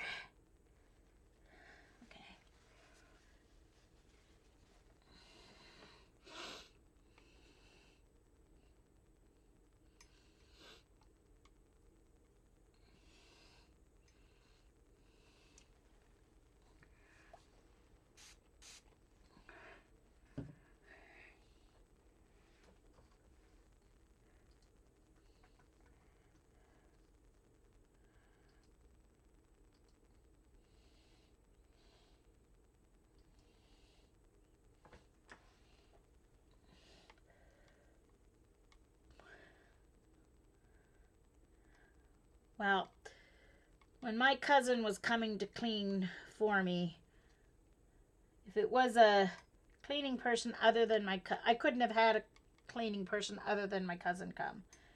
Because, believe me, I was ready for auditioning for a hoarder's audition. This winter was just so bad. It was, now,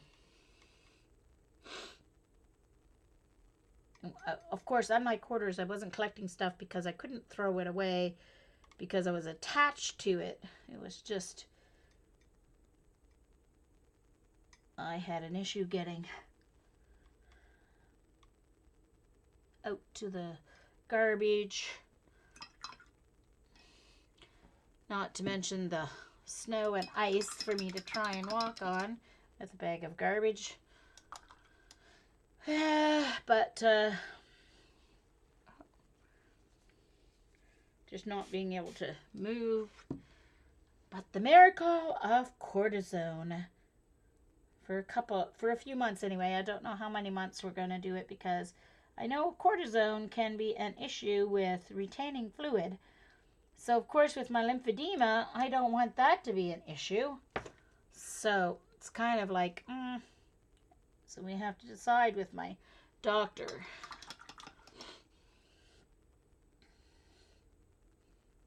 But definitely not having the pain and being able to move is encouraging me. The last 3 weeks with my exercise has been, I've done more moving and up and down and whatever in the last 3 weeks than I probably did in the last 6 months combined. All right, so that's making a lovely, nice burnt orange for my next layer. So now I just have to be a little more careful around my little lemon yellow, but I'm going to do this dark area around that first before I go in with that yellow. All right, once again, I'm going to go wet into dry.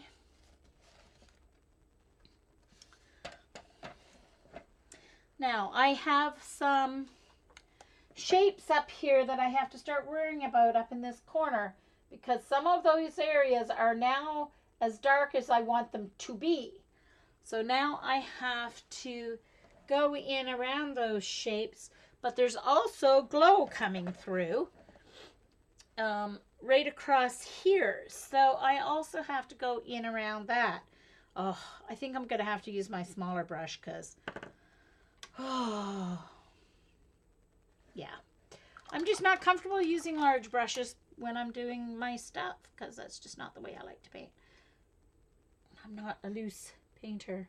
I'm a detail painter. Okay, so what I'm going to do is go along. I'm going to put in the dark along the lightest point here, to the right of the lightest point, and then I'm going to draw the other side of it this way.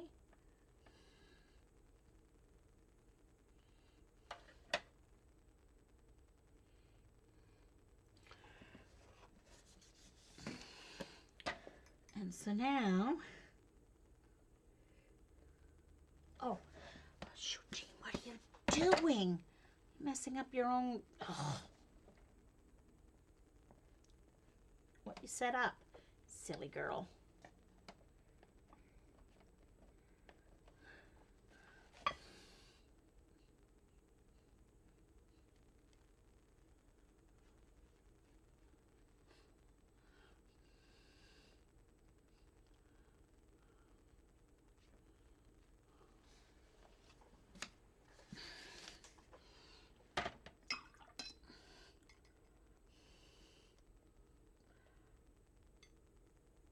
So I'm going to take some up onto the ledge of my palette and add a little more water to it so that I can have that lighter color.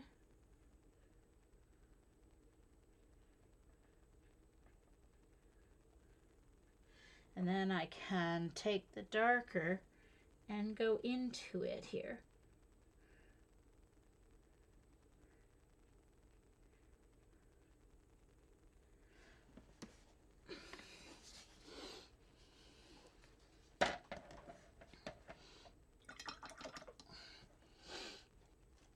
And I need to, I messed up my paper towel, so I need a clean paper towel here.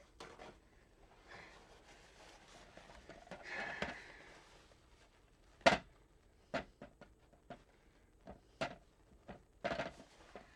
need to go in with a little bit of water.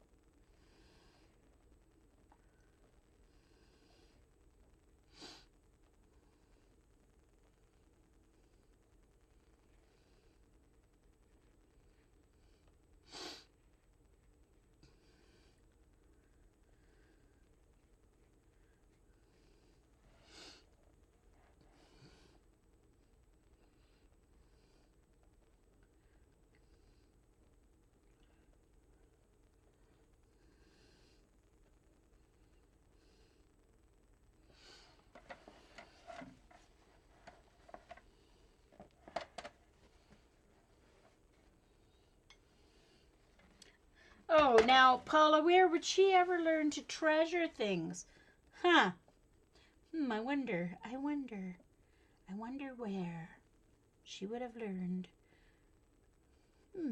Maybe has her daughter taught her to treasure things?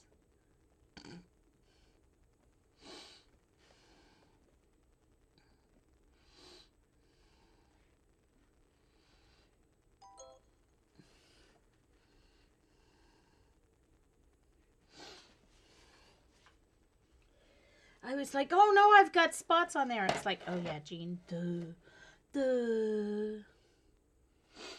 Okay, so what else do I need in here? Okay, so I need another layer. I need some dark here. Going into there. and there. And I will worry about fading that in later. This re-wets really well, so I can fade that in nicely later. All right, so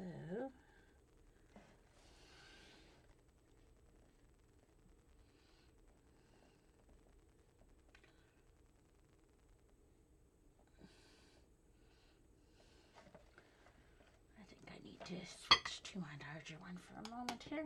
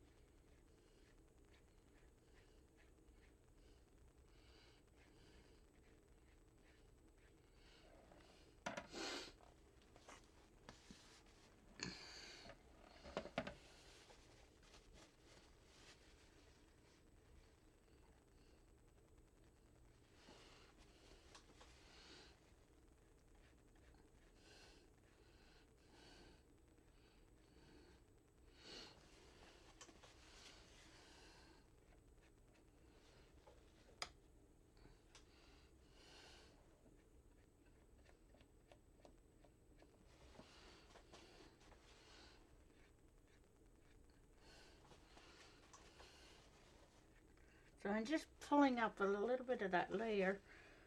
Okay. That's going to get the warm yellow. All right. So this needs to get rounded up a little bit here.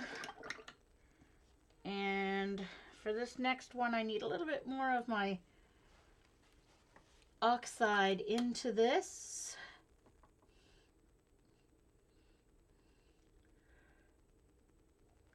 I think it needs sprayed again. Transparent orange iron oxide. It's a lovely color. And it's perfect to add and make this yummy dark. Now the top layer, I may have to add some alizarin crimson into it. We'll see. We'll see what happens. Now to make my delineated line, yeah, I'm gonna have to add some alizarin crimson into this.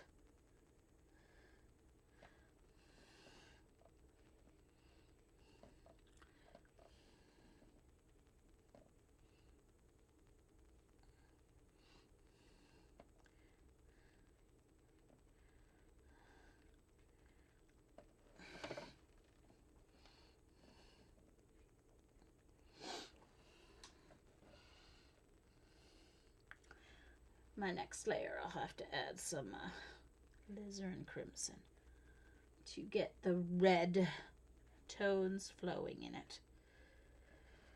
But this is a good start.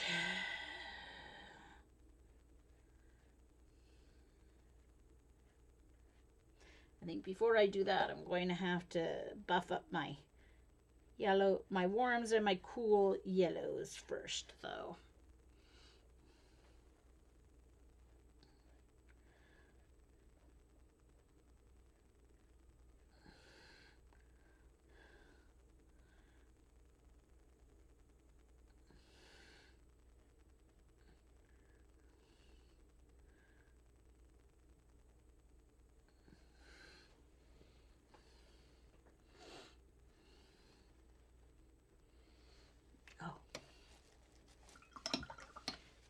pull some of that up.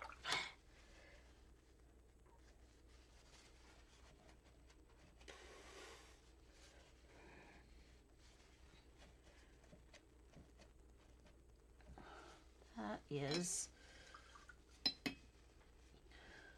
that warmer yellow spot. All right. So I'll just leave that little bit of color in there. All right. So now, all right.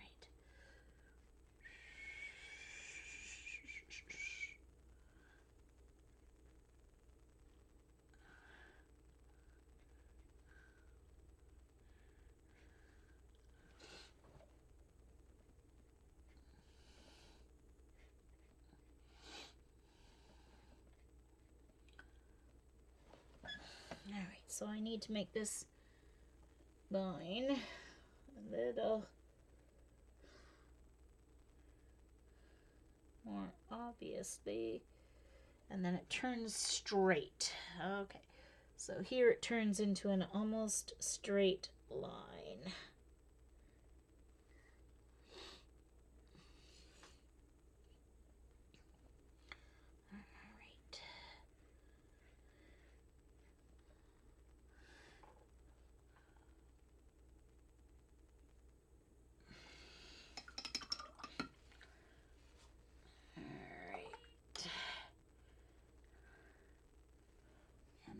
To pull this way.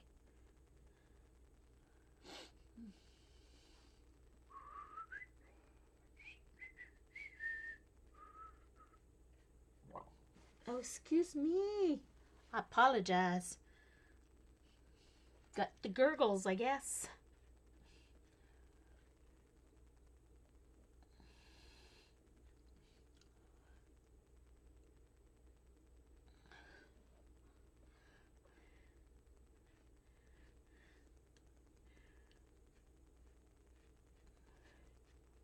So some red has to go on to that area, part of that corner there.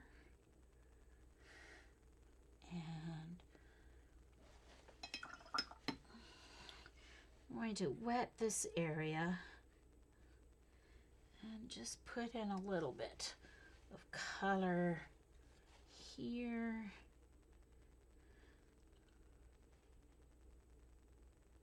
There's a line right there.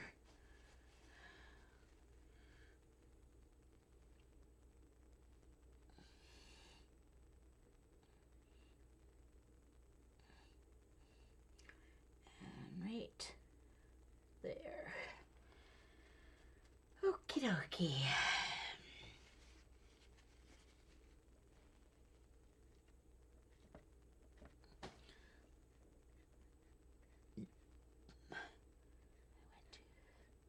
Pull some of that up to get the right tone here. All right.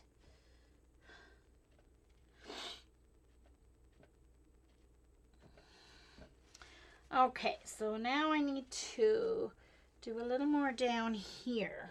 All right, so some dark right here.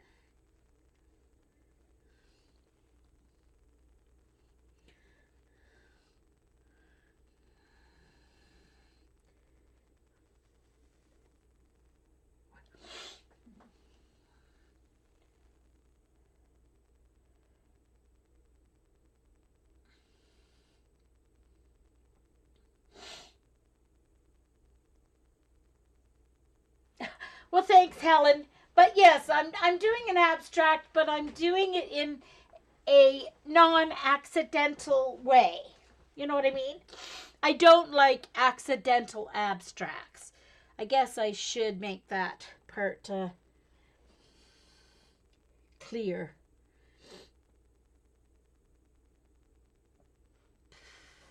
I should probably do this with my smaller brush, but I really need to practice this technique here.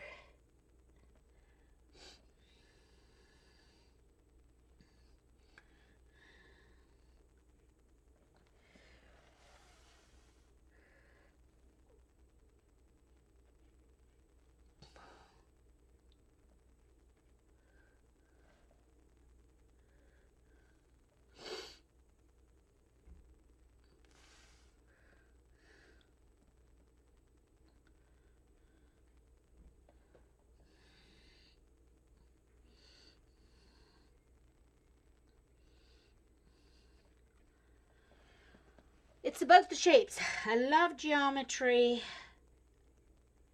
So I love shapes.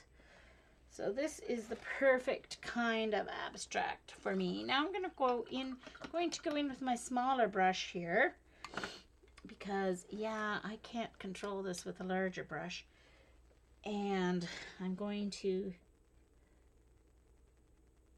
soften my edge here on both sides.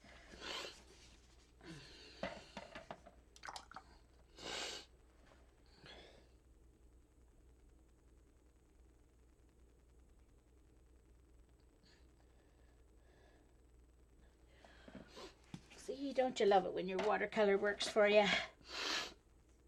Excuse me, I apologize. I got a sniffly nose. Yay, Jillian. Woohoo. Lovely, lovely.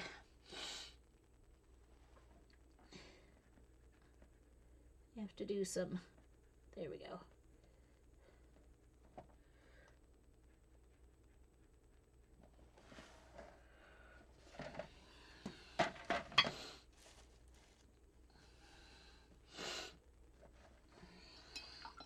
All right. Sorry, I gotta go back here. Stop getting distracted, Jean. Okay. So now I've got this little shape here.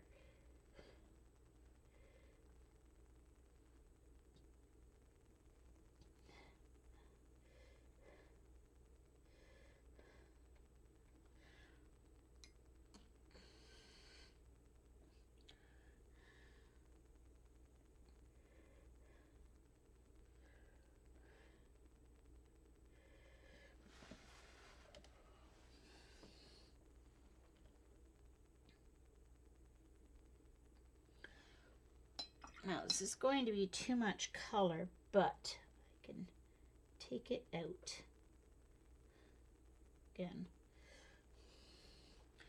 There's just these little kind of shapes going through here. Oh, sorry, I've got the sniffles. They cut the grass here today, so I am sniffling. Even with my allergy pills. Of course, if I didn't take my Arius, then I'd be more than sniffle. I'd be scratching my eyes out and my ears, and my nose scratches. Inside my nose gets itchy. So you're lucky I'm only sniffling.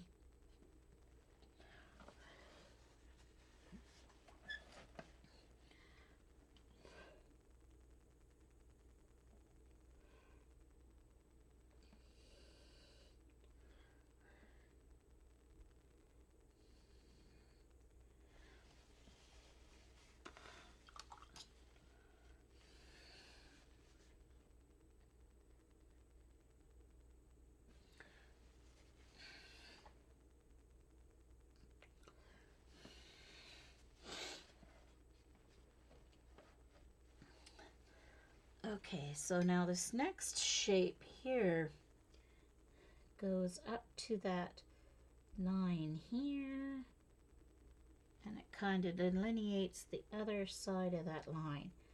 But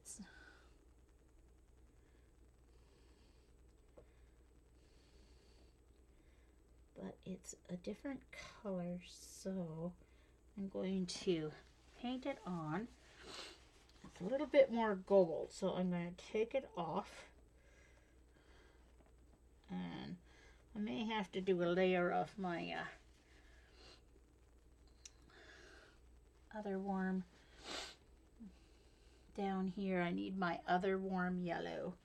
I'm going to need my 2 warm yellows, but that's okay. I can do that. Okay, so now there's a shape here. It goes up to here.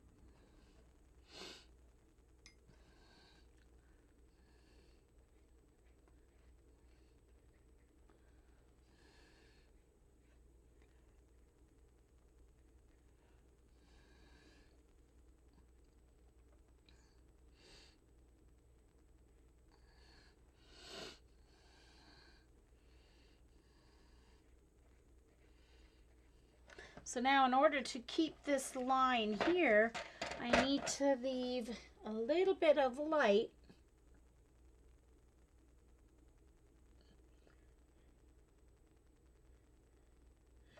right along that space. Oh, gee. In order for that straight line to show up where those two colors meet.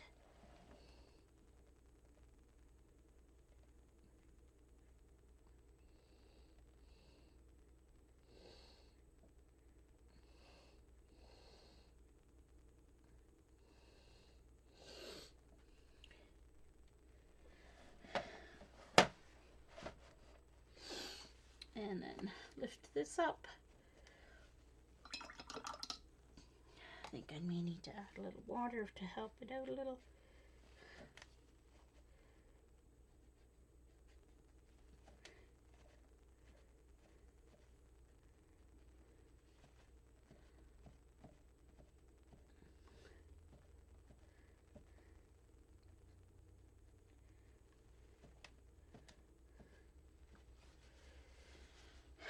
And now,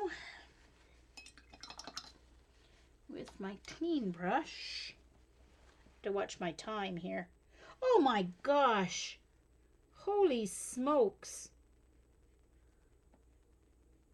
Didn't know that much time went by. And I guess it took me so long to get prepped. I got a stupid bloom line. I'm gonna try and fade out of there. There we go. Okay, I do need a little more color in there than I took a little too much out. So I'm gonna just go in with a little bit of color and just use my brush to spread it a little. There we go. Because I can't fade out a line if it's not even there, can I? All right, so let's go in and get this shine working here.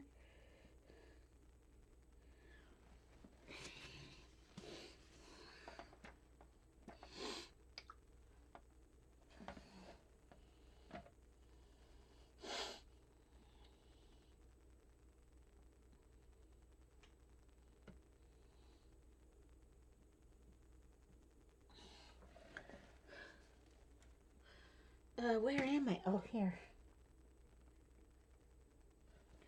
Oh, that's got to go down a little farther, Jean. Oh, darn it. Now I've messed it up. Ah! It's separating. That yellow, that orange iron oxide doesn't like to stay mixed. So you have to keep mixing it. Where is my shape? Oh, right here.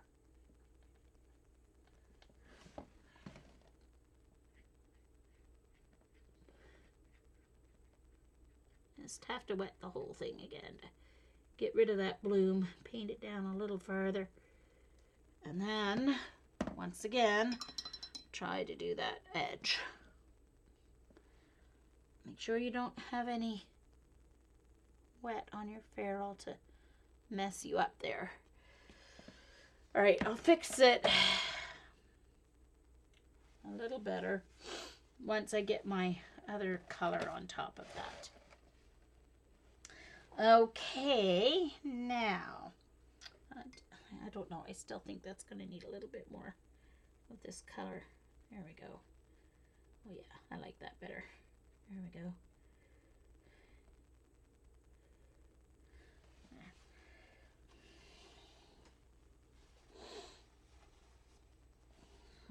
Okay.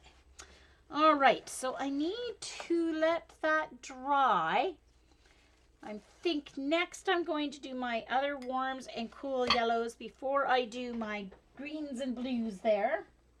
I'm at 2:04. Okay, I still have another almost hour.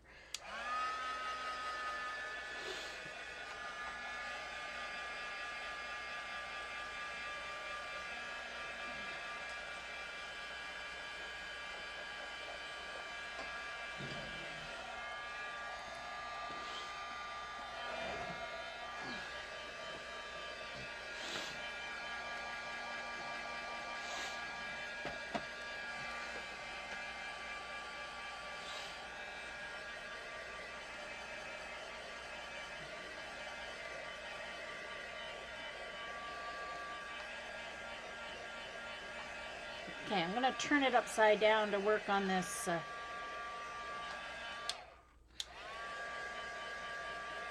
It's my last spot, so that should be the only part that needs to get dry. Okay, let's work on this little planet-looking spot here. So I have to go in first with another layer of lemon yellow to get even more glow. And I think I'm going to just wet it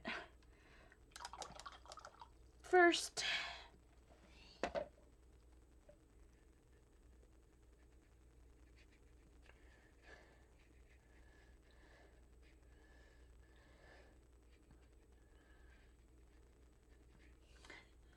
All right.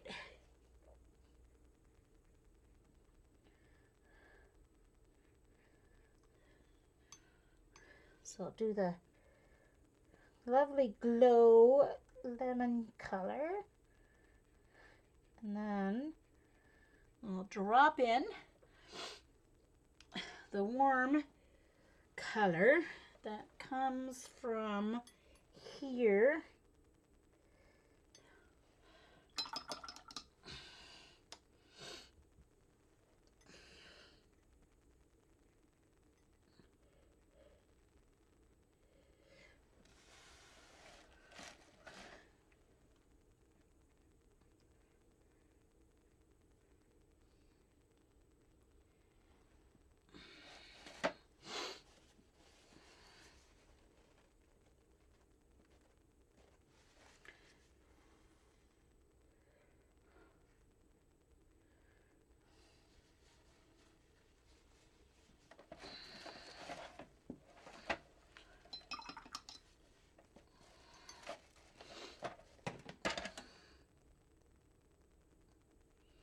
Okay, I'm going in with a little more of the cool yellow.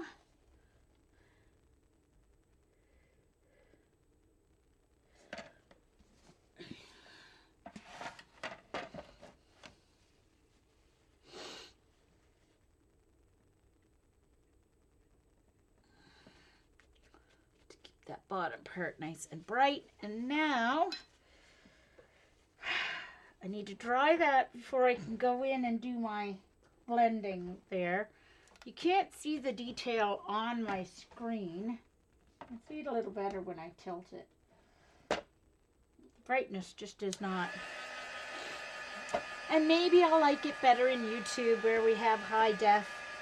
That might be the one bonus, is when I'm doing this kind of stuff, I'm going to have better color simply because it's going to be in high definition on YouTube.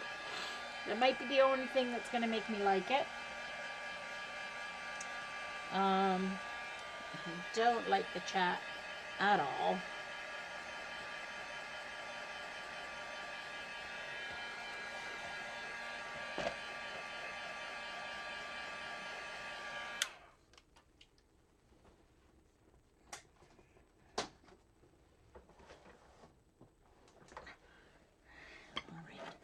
So now I need to go in with my clean but damp brush. So you want your bristles damp, and do my soften this edge so that it blends into that what I've just done.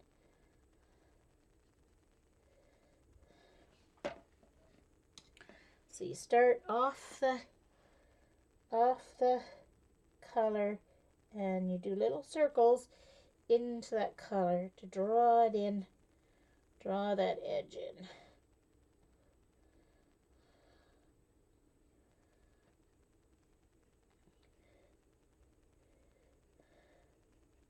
Okay, all right, this edge is a little more defined, so I'm going to go in just a touch more, get a little bit of a little bit darker right along that bright edge, so it just pops a little wee bit more. and try and smooth it out a little bit, because it wasn't quite a good line. There we go. And then blend that out a little. All right. So now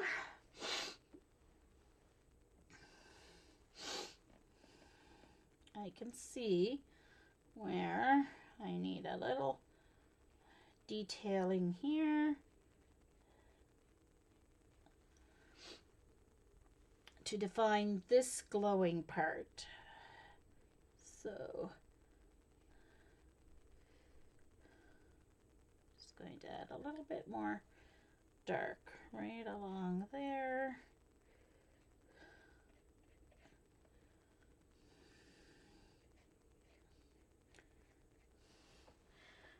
And now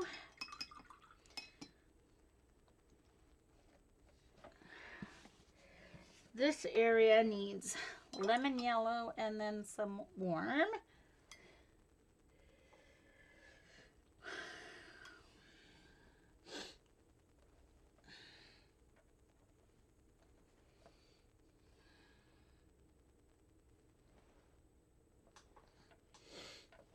No, I can't do it that way, I don't think, because I'm not going to get my shapes right doing it upside down. If it would if my picture was upside down too, but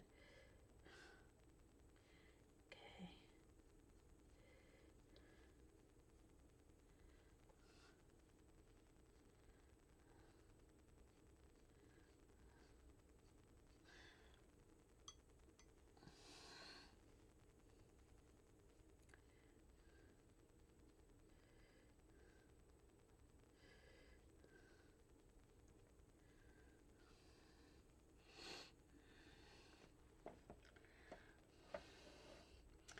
And now some of the warm yellow needs to go up here. Oops. A little more water, Jean.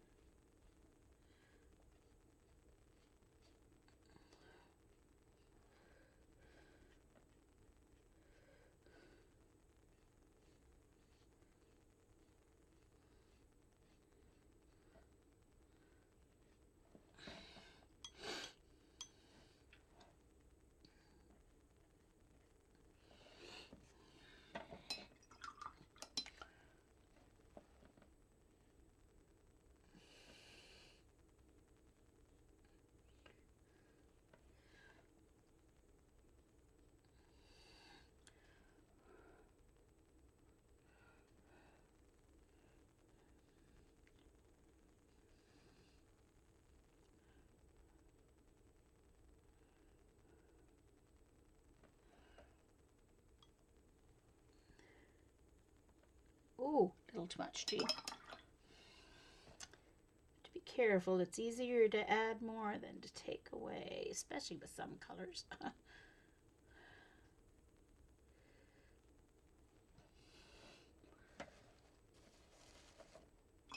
I may have to go in with some white in that spot because I haven't gotten a bright enough spot there. And I don't know if I can add, let's see if I can add some lemon yellow, see if it'll give me the glow I need. May not. No, I'm gonna have to go in some white after. I did not mask that part off and I should have. Okay, all right. Next spot is down through here. Need some more lemon yellow.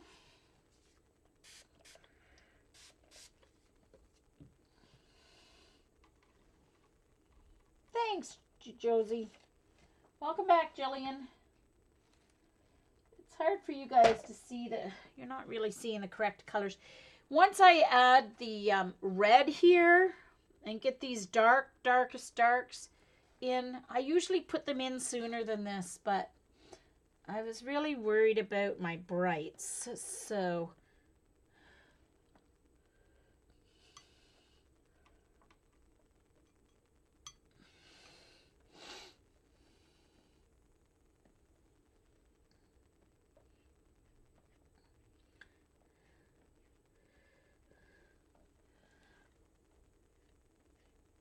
Now the nice thing about lemon yellow is it is not as transparent as some of the other, so you can rescue some of your brights when you really need to, which is nice. You can get some of that glow if you miss it the first time around.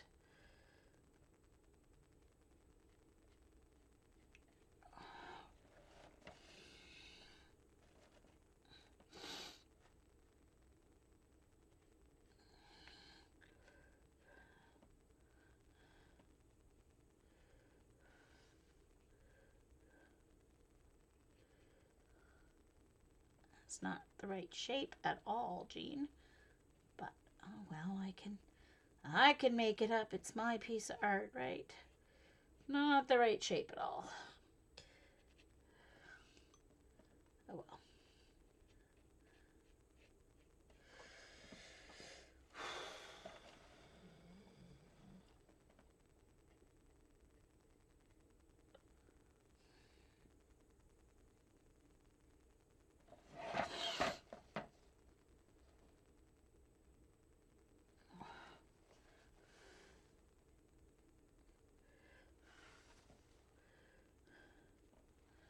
I have to put some up there too because I missed a little bit of a glow up there too.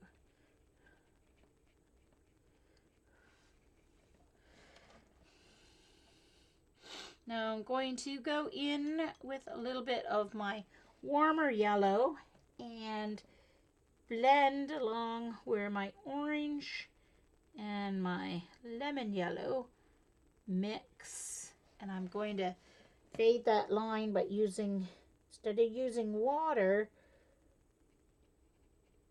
I'm using the warmer yellow, and that just helps blend along that line.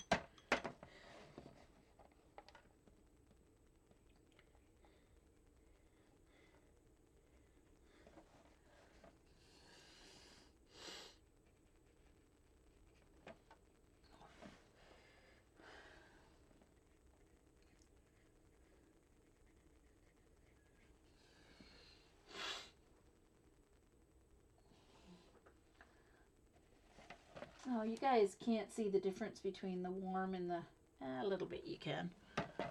Not quite as, you can't see it nearly as much as it's showing up here for me at all. But you'll see it in the pictures when I...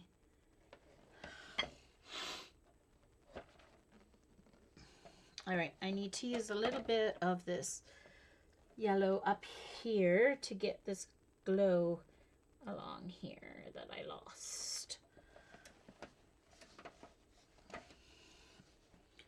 I think I can make it work up there.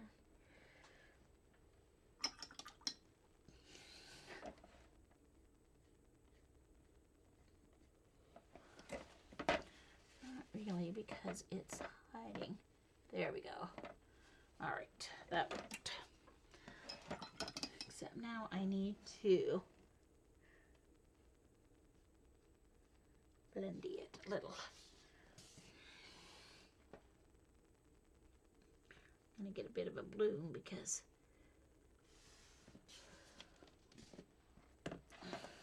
okay. Oh. All right, so I think that part's good and ready for... Oh, I'm missing some. Hold on. Right along here. Oh, I missed some. I need to get some right here.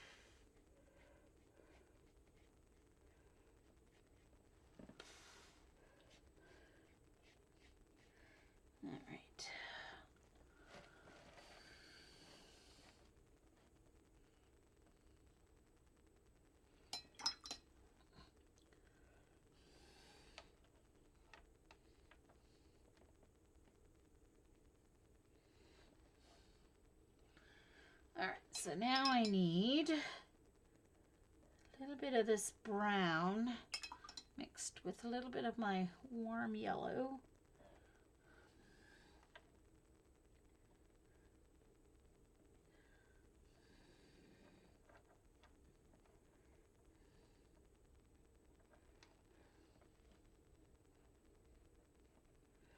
And then it turns to just the warm.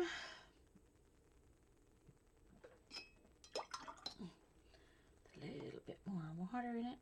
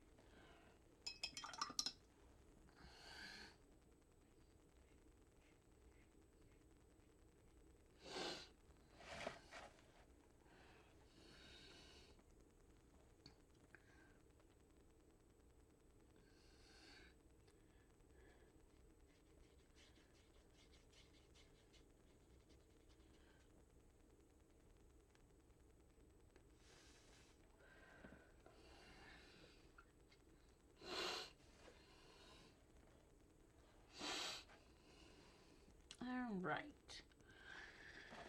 And down here, these lighter spots need a wash of the warm yellow.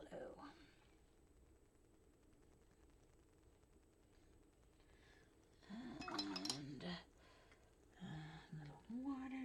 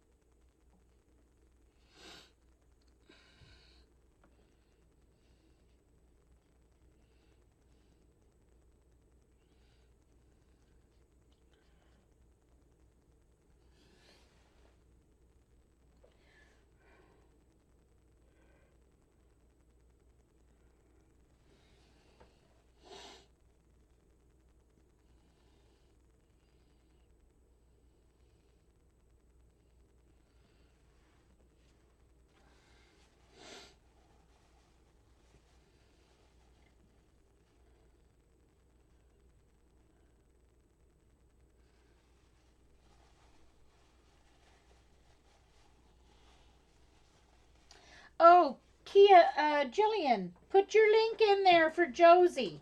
Put your link to the Ustream. Then you'll have to set it like an alarm on your phone or something, Josie. I know it doesn't help.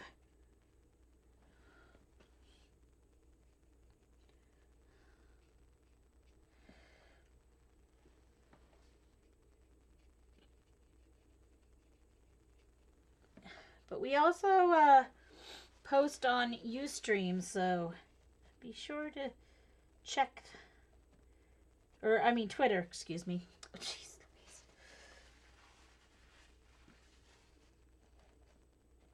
Now, to fix these ones down here, I need my oh darn, I ruined my teal. I'm glad I noticed that before I, oops. Let's suck that up. I'm gonna have to mix my cobalt teal again because I got some burnt orange in it.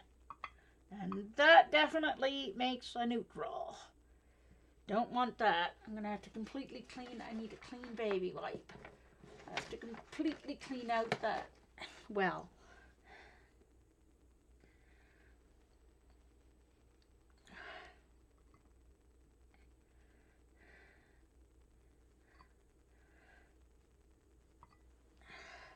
that green and orange? Yeah, you don't want that combining. Yay! CB.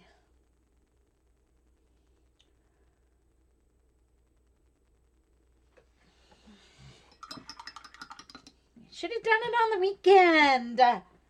Stevie, you don't pick the busiest Ustream day. All right, I don't need much of this other golden yellow here.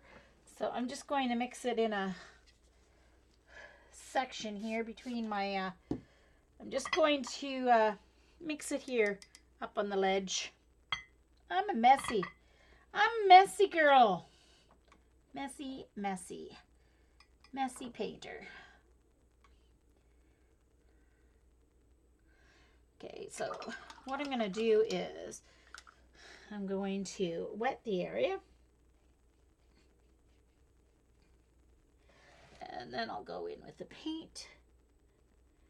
This is just going to brown it down a little bit. Give it a little more of a golden color. Should be right.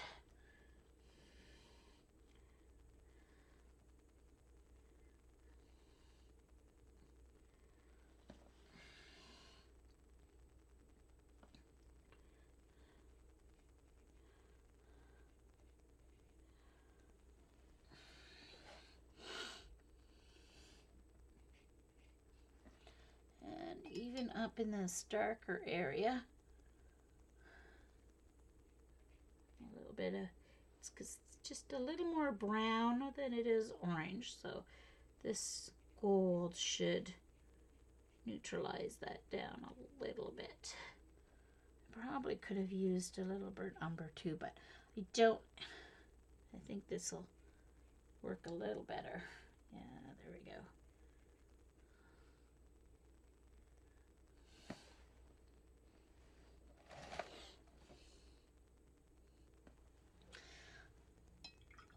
I'll have to go in with my detail on that line. Once everything's done, I guess that'll be a final detail to go in and do.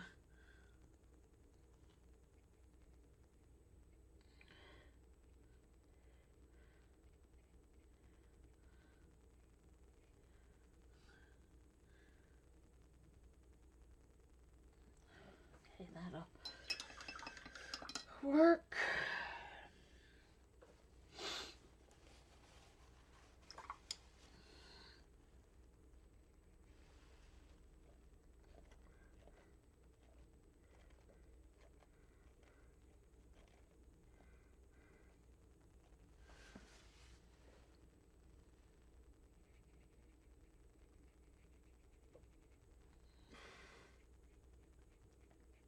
Messing that up.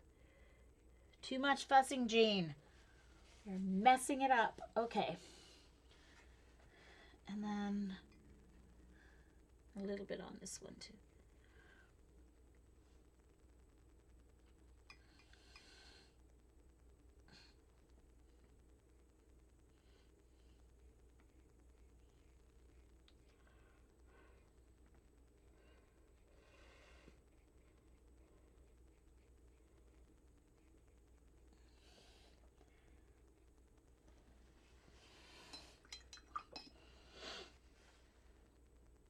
This needs another layer of this dark.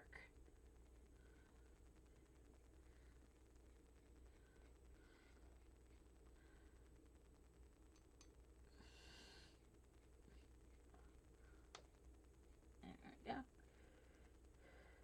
All right. So,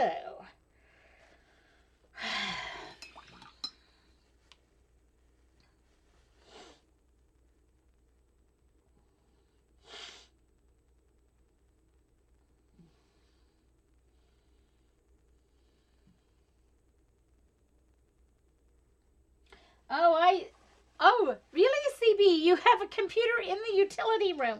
Well, isn't that convenient? Very convenient, I do say. All right, so one spot left. I need to add some warm yellow in this middle section right. One of my dirty jars really getting quite orangey here. All right, so my warm yellow right here.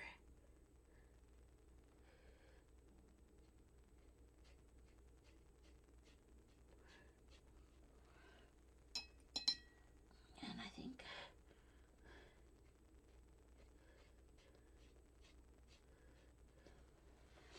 and then we need a little bit of this brown right there.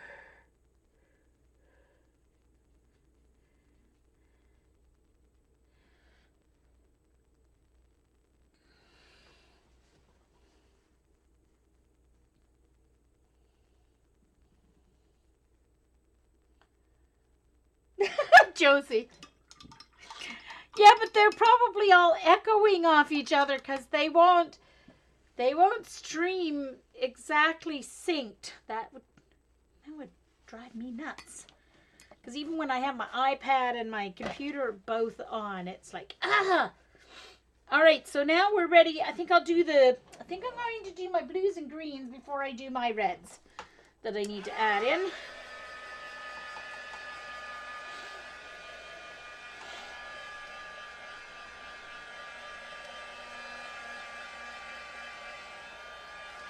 It really looks much better, you guys, in real life.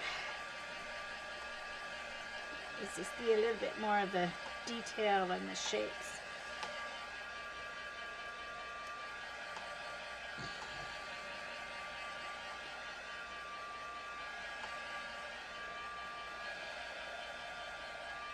All right. Of course, the real magic comes when you take off your masking fluid. All right, so first down with my I gotta mix hold on. I see some yellow trying to creep into my green here. Not that it would really be a huge disaster, but I want to keep my bright green pure. See, I see the big wells and think, oh, I don't have to be neat because I don't have small wells. That's why I'm making such a mess. Because I see the big wells and I think, oh, I've got lots of space to work. All right, I need to mix some of my cobalt teal here.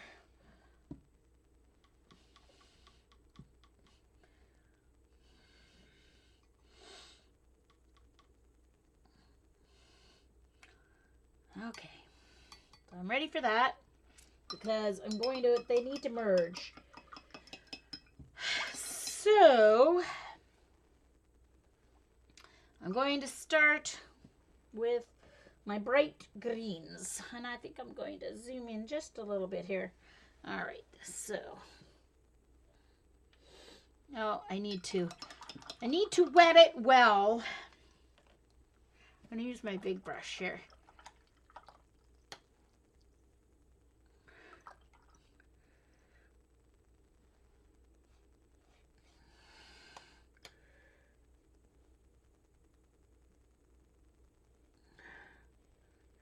Need to wet it well because I need to kind of blend them in with each other and let them kind of merge because this part is fuzzy. It doesn't have as detailed line divisions as the orange and yellow parts do. So not sure why. It must be refracting something.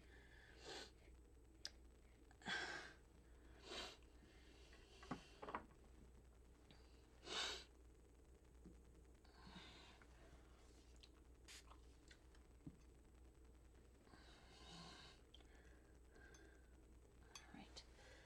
So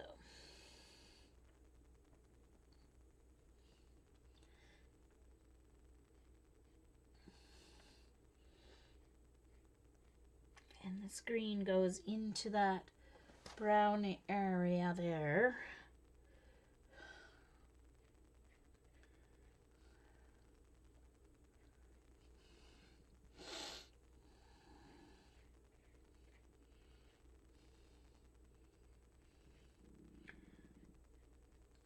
forgot a nice... Oh no, that's it there, but it's up too high. Oh, that's interesting. Anyway.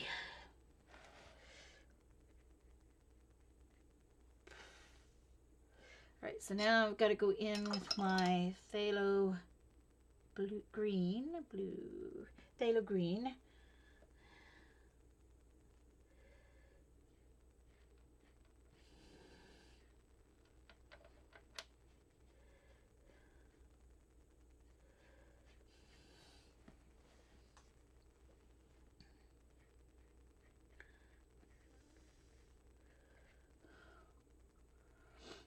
In a couple of areas, there's the cobalt teal there too.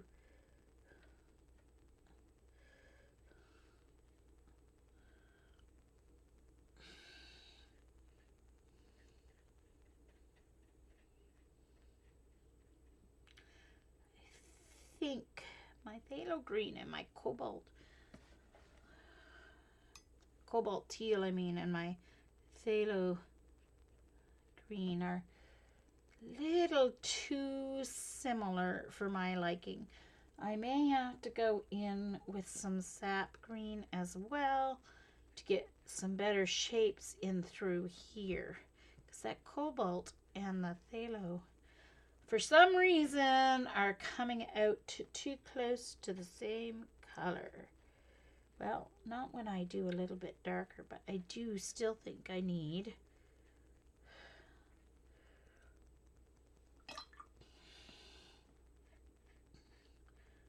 some sap green in there.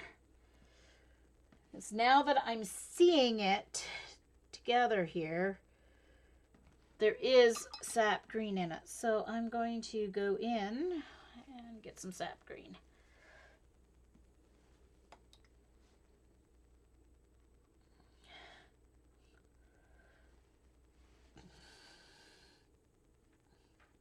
Oh yes, there we go. That's what I'm talking about. And that'll make the nice olive along here. Of course, if you want olive, you're going to have to put some of that sap green with that orange.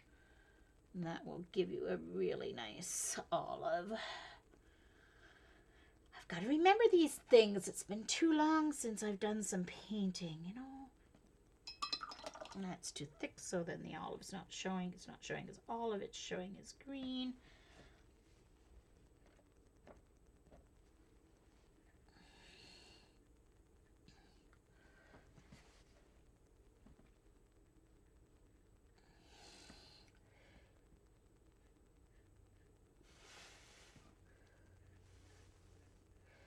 All right, I think I need to stop for a moment and let that dry and do more glazing layers, because if I don't, I am going to lose.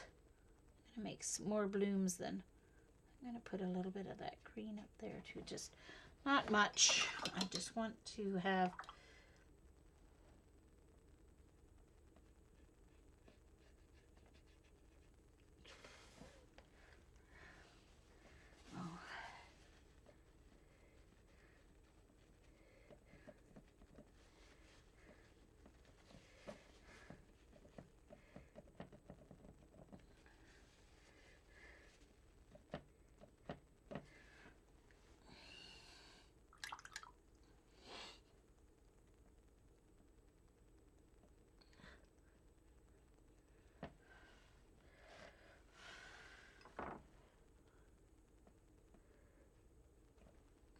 going back over it with my azo gold, nickel azo gold.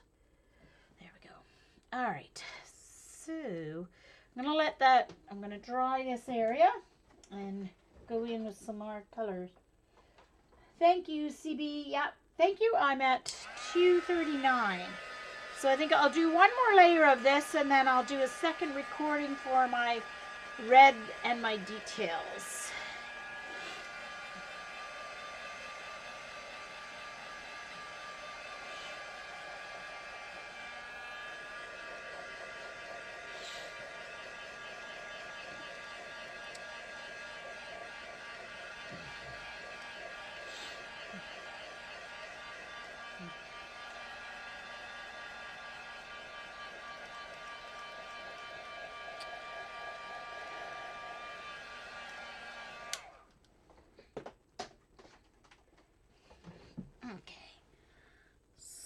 I'll do one more layer of my greens here. I'm going to wet it yet again.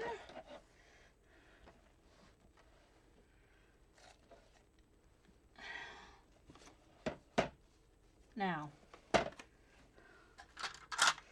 bought this so that I would have it to put my brushes in while they're wet, and then I didn't put my big one there, and it's not on my desk.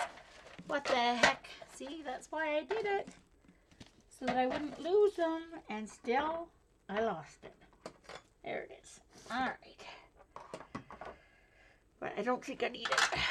I'm going to use this. It's still big, but it's a little smaller.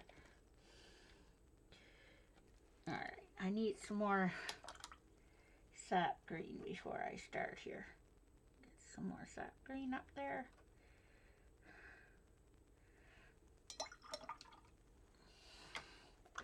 Alright, there'll be a little bit more sap green in this layer this time, wetting it.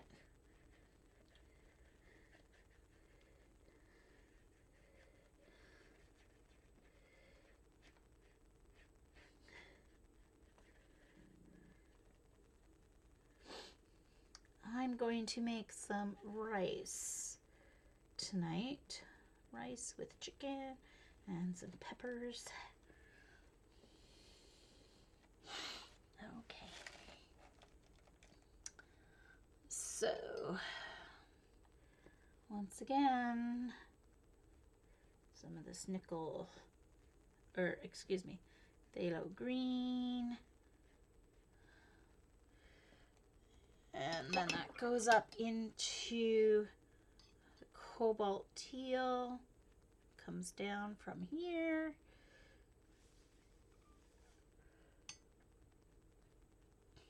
Putting it quite a bit darker this time.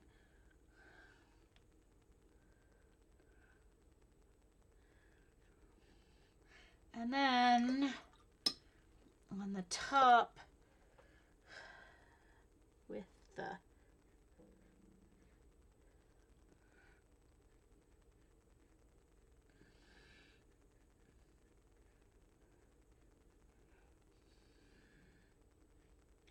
sap green, watch your bottom there, it'll start to backwash on you and give you some pain in the butt blooms that you don't want.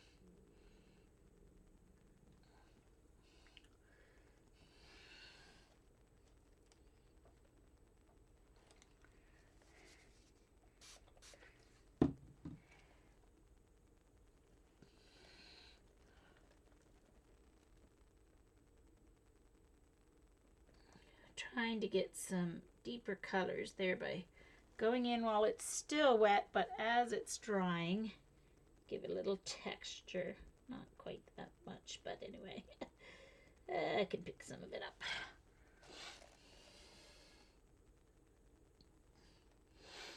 Leave some highlights if I can.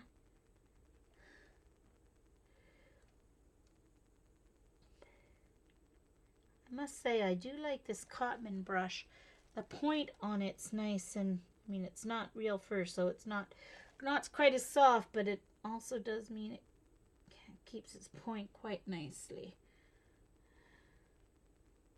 So it's starting to dry down here, so I can go in and get a little bit more teal that won't quite blend as much. So get a little more of that teal down here.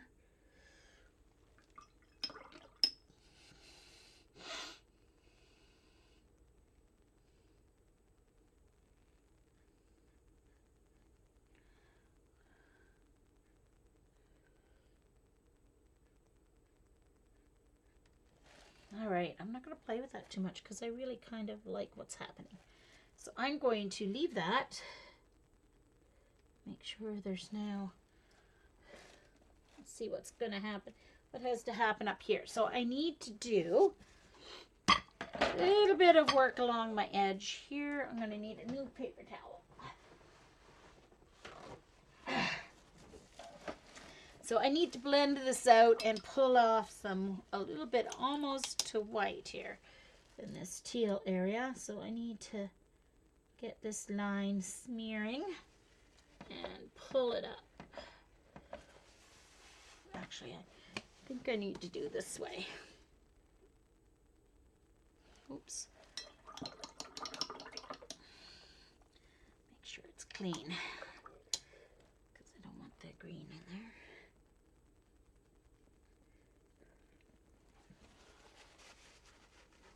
Looks a little bit kind of smoky there. That's better. And right there too. A little bit of the, pull up a little bit of the orange and blend that line if I can. There we go. All right, that's better. Like that. All right, so I'm going to leave that. Now I need to mix my red. So I think I can clean out my bright green. I may need to add a little bit more. Once this dries, I think I need to go in with a little bit more sap green for some details, but for the most part, that's not too bad. Bye, CB. Okay. I probably missed her.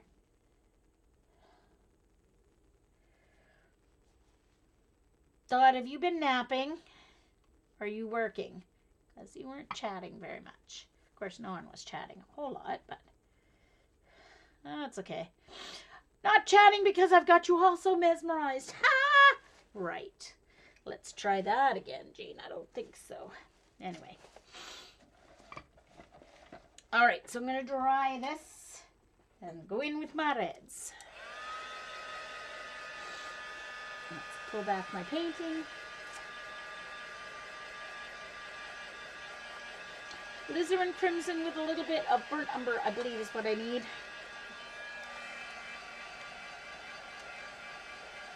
Or I use burnt sienna, so I'll use burnt sienna, I guess, with it.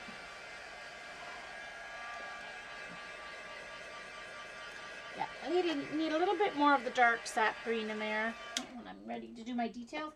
So I'm going to start a new recording because I'm getting close to the end.